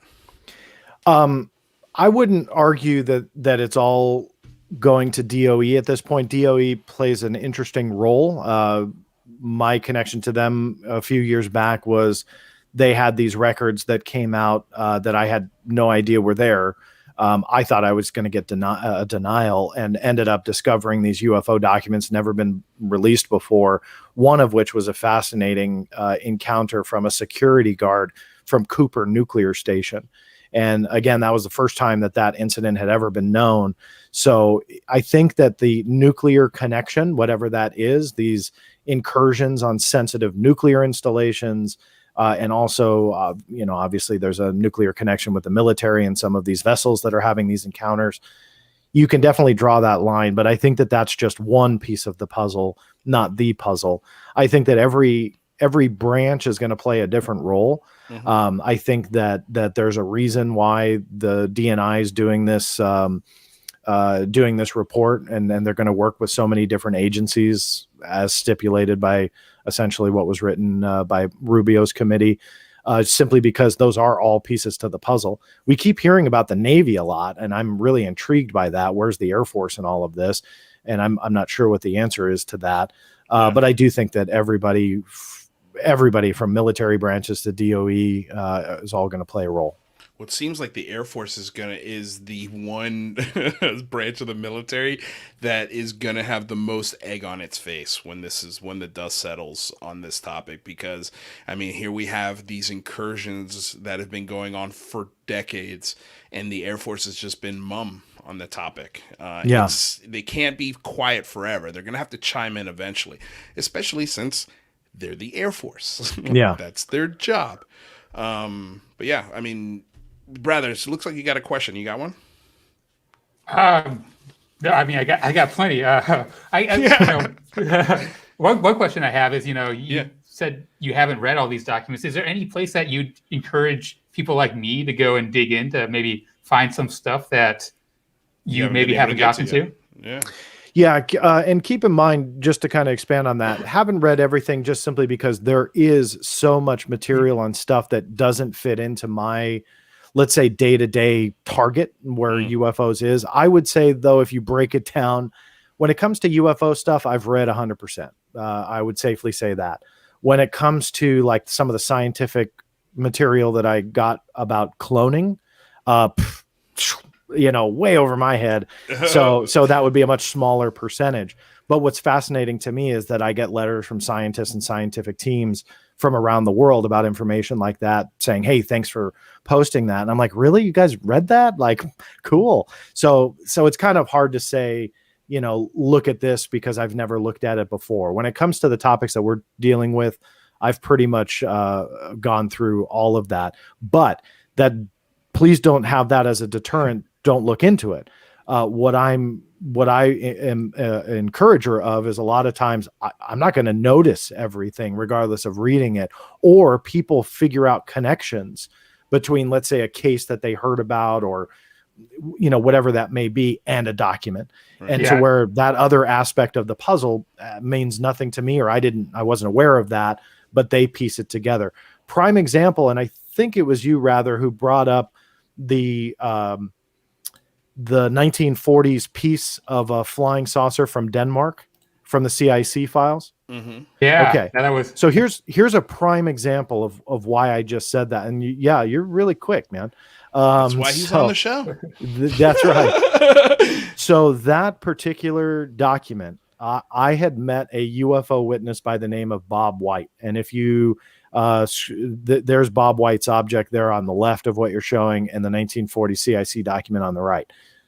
The left part of it, I had no idea when I posted these documents that I would connect with a guy that had a UFO encounter decades, like 4 decades after the 1940 CIC documents and the photographs were taken with whatever this flying saucer from Denmark was, that I would connect with somebody who had a UFO encounter, who ended up getting a piece of whatever this UFO was, or whatever the object ultimately is, that fell off of the UFO, and connect the two.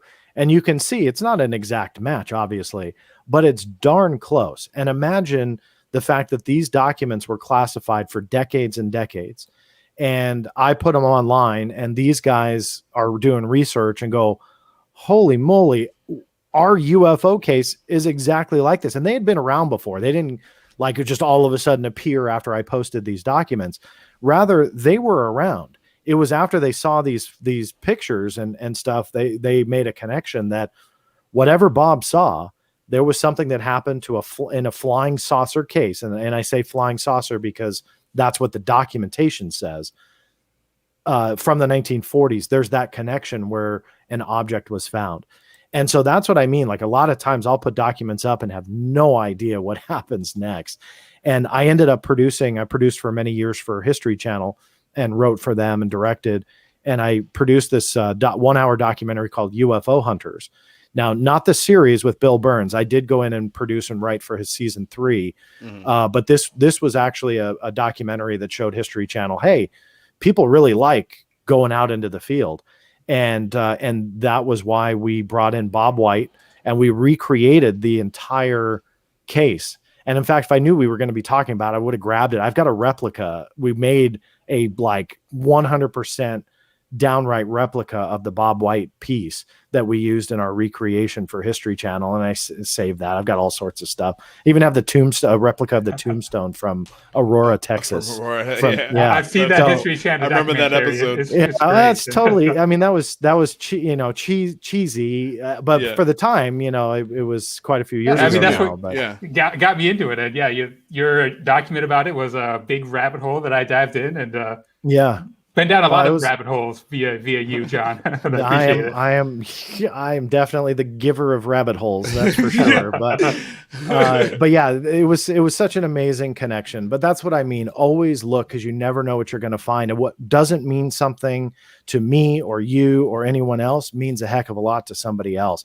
And that's why I love documents, because they speak volumes. They truly, in the literal sense of the word, but also figuratively, that people look at them and it connects to them. I've had people come about Project Blue Book material that I had posted that was actually their sighting from the 1960s. They were the witness, but they never saw any government material. And it was fascinating because they read through what the government said behind the scenes, or the military said behind the scenes, and it had nothing to do with their particular case. It was them. It was their location and date and everything that happened. But the conclusion, there was no way it could feasibly be true, but they never showed the witnesses. It was only for the upper brass at the time. So it was a very interesting aspect to Blue Book that I had never seen before, that the actual witnesses that saw the cases that of course are playing into the statistics that we always hear about. But we forget that there's humans that actually saw these UFOs that played a role in those statistics. And so to see that and connect to that and prove yet again that the military behind the scenes was essentially orchestrating a story that wasn't true, it was fascinating to me. So that's one of the many reasons I love what I do. Yeah. Real quick, thank you so much to Jason Fay for the $10 donation. Says thank you guys. No, thank you, Jason. We really appreciate you being here. You look like a new face. I haven't seen you around the channel, so welcome. We're glad you're here. If you haven't already, like, subscribe, share the channel. Tell people we're talking to John Greenwald. We've only got a few minutes left, and John, you stuck here around the whole time. I love it, man. No, I really appreciate your time. I think people are digging the conversation. We had another question, and that is, what's John Greenwald's new target? What are you looking at now? Like, where's your focus right now with all of that's going on? And just this email thing was a 3-year process for you. So I guess, is there anything that's close to ending, maybe in a process similar to that, or maybe one you're in the middle of, or one that you just started, that you're really excited about? For me, I love not necessarily the final product of a story. Let's say the UAP report that's going to come out. Yes, I'm interested in that. Yes, I will read it and so on and so forth. I want to know how it happened. Right. And so what I go for in situations like that is everything behind the scenes, from emails to internal memorandums.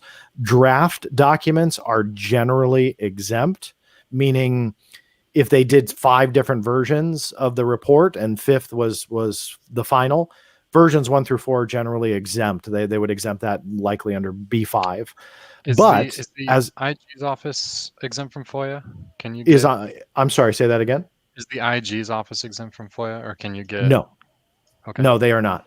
Which, by the way, I have quite a few requests in for that as well. But and I posted a denial since the evaluation is still ongoing and the rumored investigations elsewhere. We don't have confirmation on that yet, but there's a rumor that there's 3 total. I only know of 1. I only got the confirmation of 1. I did push to see if Luis Elizondo played a role in the evaluation, meaning the way he was treated, or if there was another one, and I got Glomard. So if you remember, we can neither confirm nor deny. That's what they gave me. So that was the only answer other than the evaluation that we all know about.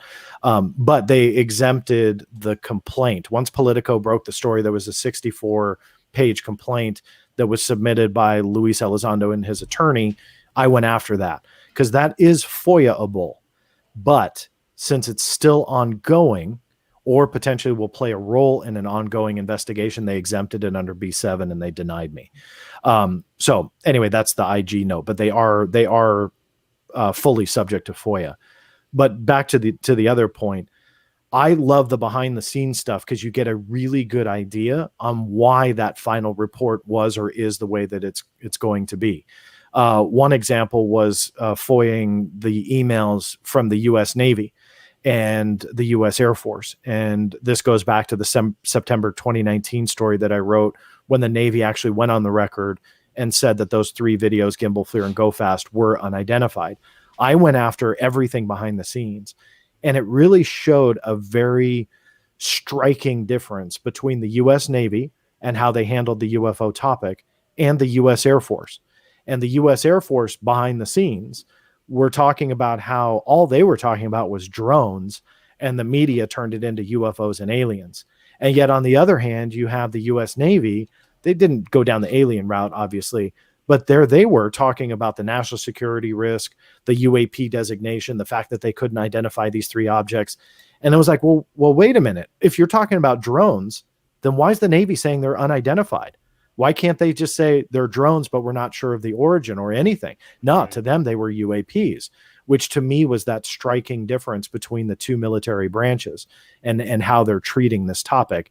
And as you just mentioned a few moments ago, U.S. Air Force has been mum ever since. So why is that? And so that's why I'm really intrigued with the behind the scenes stuff. I am working on a case. I don't want to go into too much detail because I also don't want to give undue hype. Right. But rather trying to figure out more about the cases that they're investigating. So I'll leave it at that. But did have some progress today. Whether or not anything will happen before the report comes out, I'm not sure. Yeah. But did have a minor win. So I was happy about that. But again, I just don't want to hype anything up too much because I hate that and always harp on people who do that. But just know that I'm always trying for something. I'm always going for records and even away from UFOs, always filing on different FOIA requests and what kind of documents can be released. And then the one last point that I'll make is it's always good for those who dive into the FOIA and research these documents to revisit them. And you'll notice even on my social media network, I'll stretch back to something I posted 2, 3, 4, 5 years ago, even more, because I forget about them, and they're buried deep in an archive of 2.5 to 3 million pages. So it's like, oh man, this was cool, and post that out, and then you see this huge reaction to it. And to me, in the back of my head, I go, I've had that on for like 5 years. Nobody noticed that, but there's all these new faces and voices and curious minds that are involved. And that's why I love doing that kind of stuff also, is that it shows that this phenomena did not start in 2017 or, interest didn't start in 2017, but the phenomena didn't start in 2004 with the Nimitz. It goes back decades, and there are phenomenal, in the literal sense of the word, cases that stretch back. And where I worry a little bit is some people, I think, don't want the 1960s cases because they feel that it's snoozy and boring and who cares? Let's get more recent stuff. But rather, I feel that there's a lot of value to that because it reinforces those newer cases, but not shows only that the phenomena is real. And you see Luis Elizondo and Sean Cahill and stuff now starting to do that also, and stretch back, grab documents and say, hey, look, we're talking about a 2004 Tic Tac, but here's a 1950s boom. And then they go lozenge. Lozenge or butane tank, whatever. And I'm excited about that, because I think that's where historical context is absolutely valuable. Well, I also double down, John, and say those systems aren't classified anymore either. So what's the fear in releasing the information? Because that seems to be the biggest concern with the military is the process, right? How do they collect this data, where it comes from, where the UAP was when they took the photo, There's so many classified aspects to especially the newer stuff. But that stuff shouldn't apply to a 1955's document or, an occurrence that happened on a military base, say, I don't know, in the Cold War, those are things that shouldn't be behind the veil of, well, it's a classified information. Sorry, So you would think that, but should is the key word. Right. I have found documents and been denied access to the majority of them because they're classified from World War I. So when you take that into consideration, that World War I era records, going back to World War I, are still classified, that tells you that if they want to keep something a secret, they will. Yeah. There's no executive order that can trump that. And pardon the pun on that, but the executive order and the drive to declassify JFK records by Donald Trump is a prime example of that. Despite what a sitting United States president would say and requests and mandates, when it all was said and done, and I watched that very carefully. I was one of the very few places once they released that actually worked, where you can download the documents, and my servers were streaming these things out like you wouldn't believe. And the traffic was incredible because the general public wanted to know. But at the end of the day, when it was all said and done after all of the releases, they still withheld documents to this day. If I remember correctly, it was like over 740 documents, untold number of pages. I forget exactly how many pages, but a document can be 1,000 pages. So 740 plus. So there's a huge amount of material still classified from that, despite a sitting US president saying release everything. So when it comes to secrecy, if they don't want to tell you about it, they won't. And they will find a way to achieve it no matter what. So even though we have our rights and goals and perseverance and determination and being annoying and just firing off those FOIA requests, again, at the end of the day, if they don't want to tell us, they won't. Right. And what do you say to those haters who say you're wasting your time? And you can be blunt. What do I really want to say? Yeah. Be blunt. Is this a family show? No. It's hard to deal with that when people start accusing you of wasting your time or whatever, because there's so much valuable evidence that has come out, not only by my own effort, I'm not taking credit for everything, but by a collective effort of those that have spent the time to use the FOIA, and they've achieved results. And I'd like to include myself in that list of achieving results. You're allowed to do that, John. Well, I appreciate it. Almost 3 million documents. It's okay. You don't have to beat around the bush on this one. You've got a big part about it to do with this, man. Well, so I appreciate it. But I mean, when you achieve getting documents that have never seen the light of day before, declassified from a top secret level, and you uncover something, whether it be about UFOs or something else, that's not a waste of time. And you can see by the key names that are involved in this debate, the Luis Elizondos, the ones that are on CNN and Fox News and all these mainstream media outlets, what are they doing right now? They're showing documents that were obtained from the Freedom of Information Act. So those people that are probably not fans of John Greenwald, but huge fans of Luis Elizondo, that are screaming at me going, you'll never find out, ATIP is exempt and this and that. That's not true. So my closing thought is, you can see now the result of years worth of research by not only myself, again, a small group of people that have utilized the FOIA, and they achieve results. And don't let anybody tell you that things are 100% off limits to FOIA. That's not, they call it FOIA exempt. That's not true, and it's very much a misconception with this. And I know you're pretty much out of time, but for me to just close that thought, everything is foiable to a point. Again, the NORAD is a very rare example. The story I told earlier, that actually is very rare. But everything is foiable to a point. It could be exempt from release, but it's not exempt from FOIA.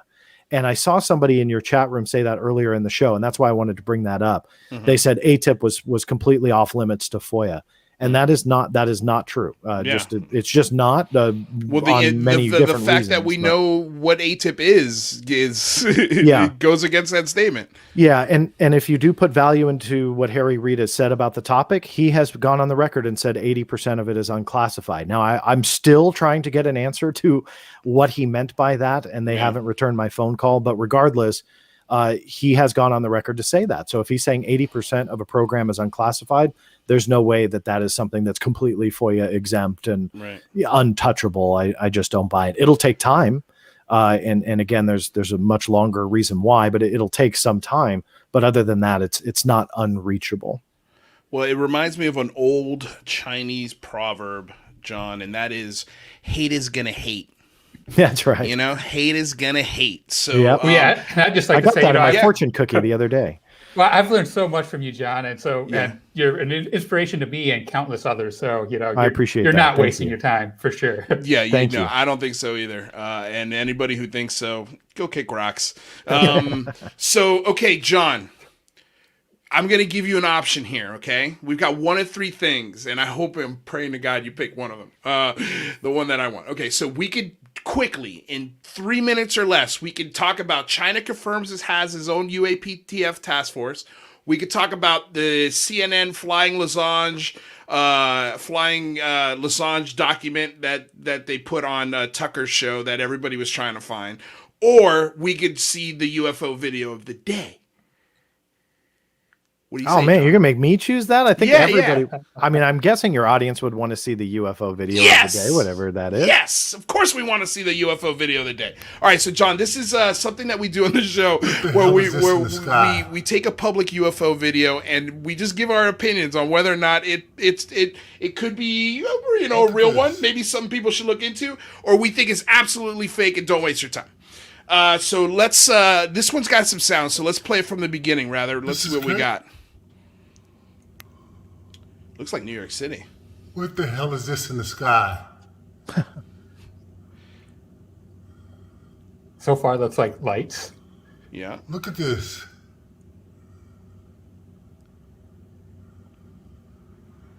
Yeah, I'd say they're probably not airplanes. Don't look like airplanes. They could be drones. I hate to say it, but Chinese lanterns does pop into my head. Well, a couple of them though are moving while the others are kind of stationary. Which is, if it's Chinese lanterns, why is one moving down?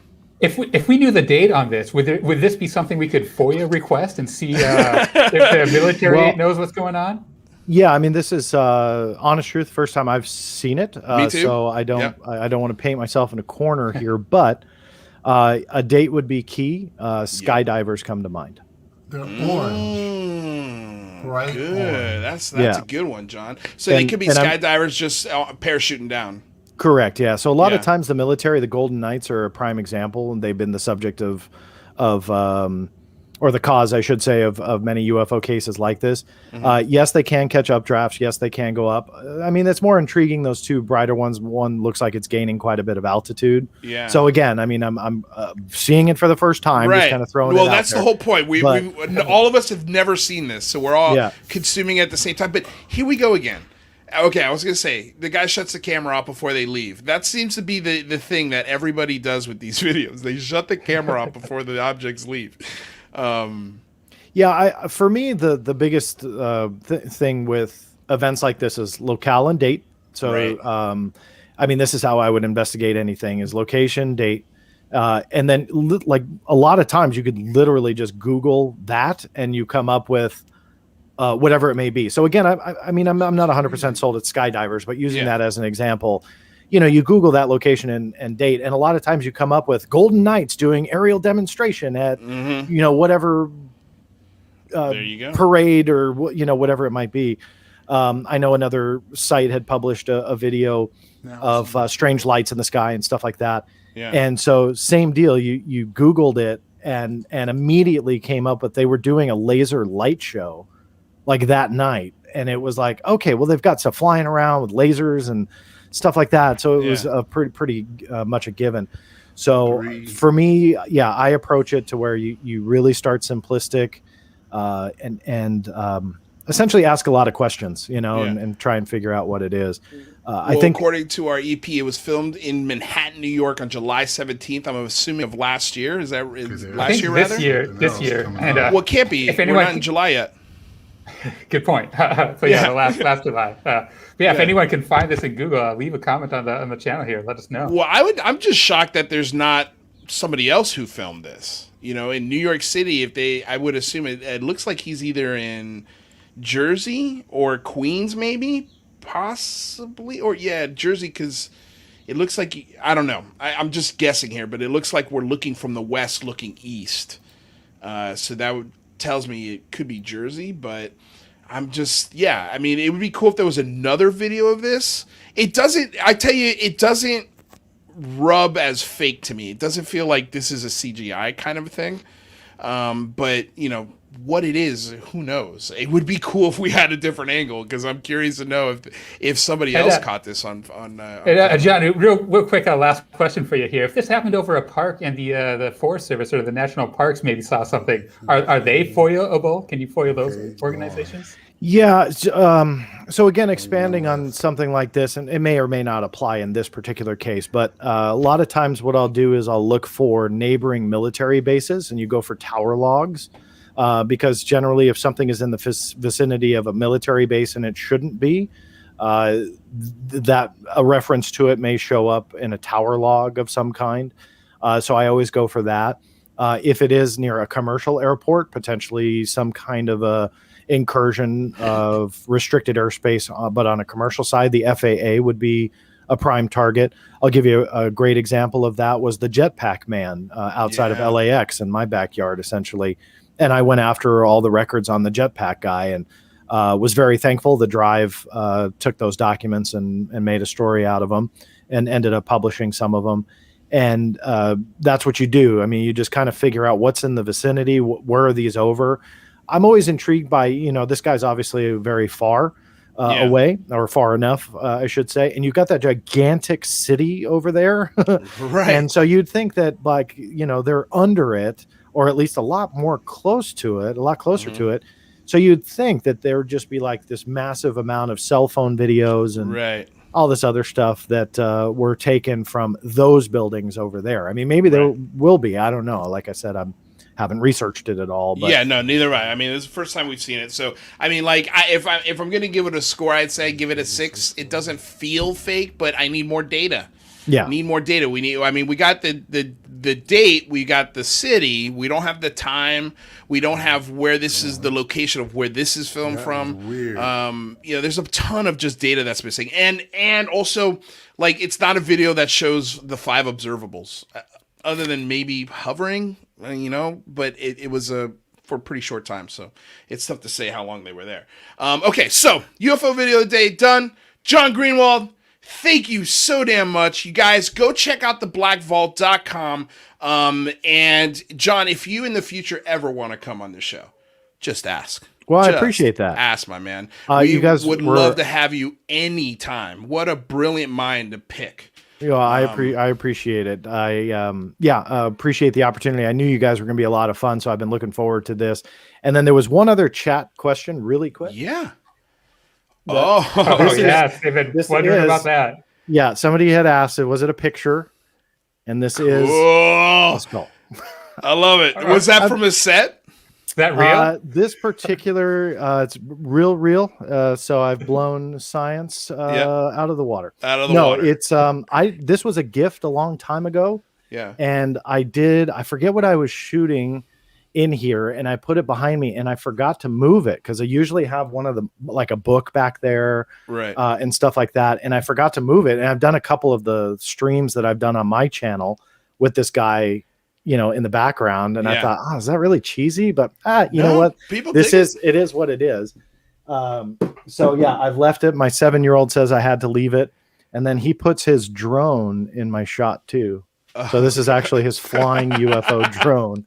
And he's got to get his toy in there for the world to see. I'm surprised he hasn't come through my door yet, but yeah, he loves stuff like that. So he'll move around, even behind me here. We'll show it. Cause you said, let's get weird, right? Yeah. Let's get weird, John. So, what do you got? So this is my favorite animal. It's a sloth.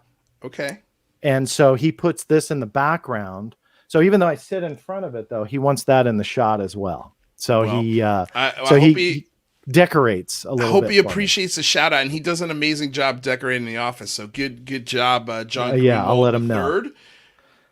Christian Greenwald. Okay, but middle name is John after my father, though. His middle name is John, but after John Greenwald Sr.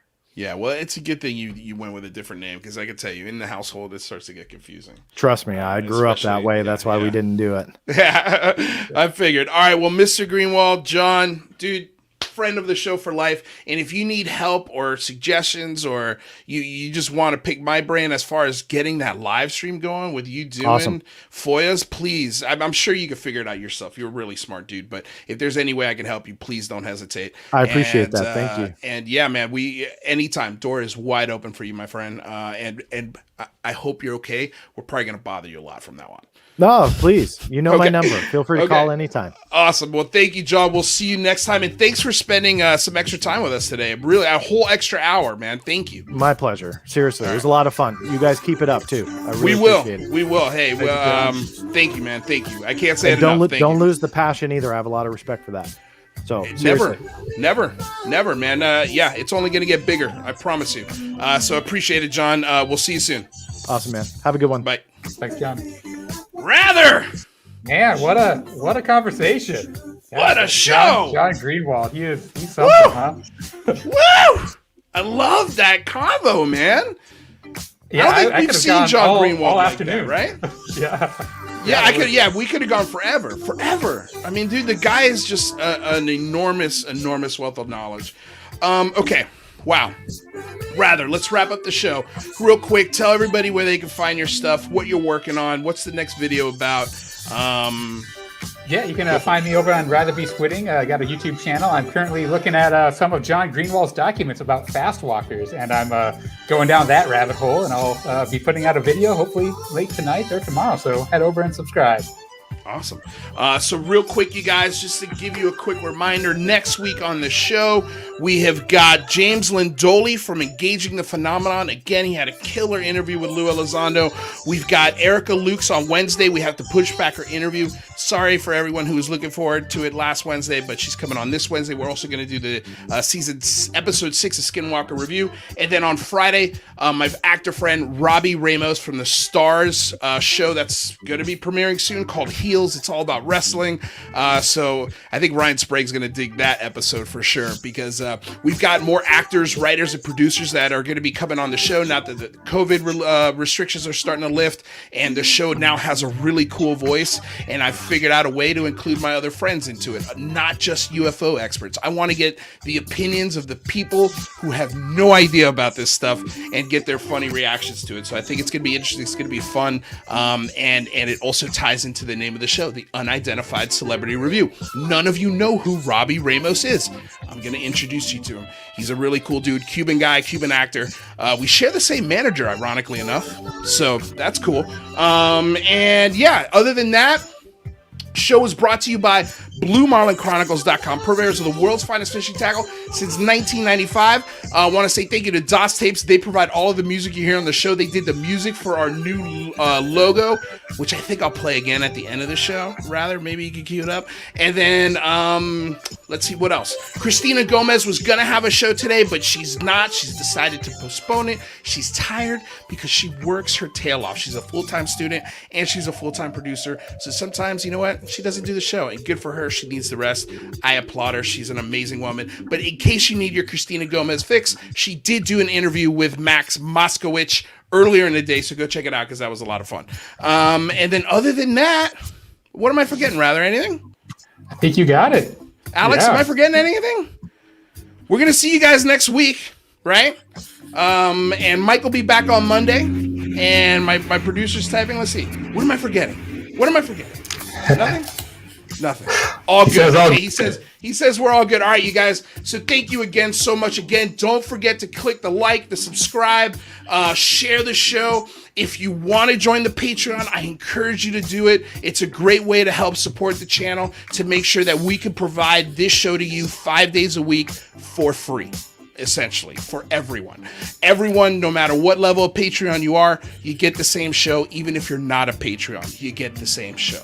I've tried to keep this show as free as possible for you guys. That's the goal of the show. So you're welcome. you're welcome. Other than that, you guys, see you on Monday. I love you all.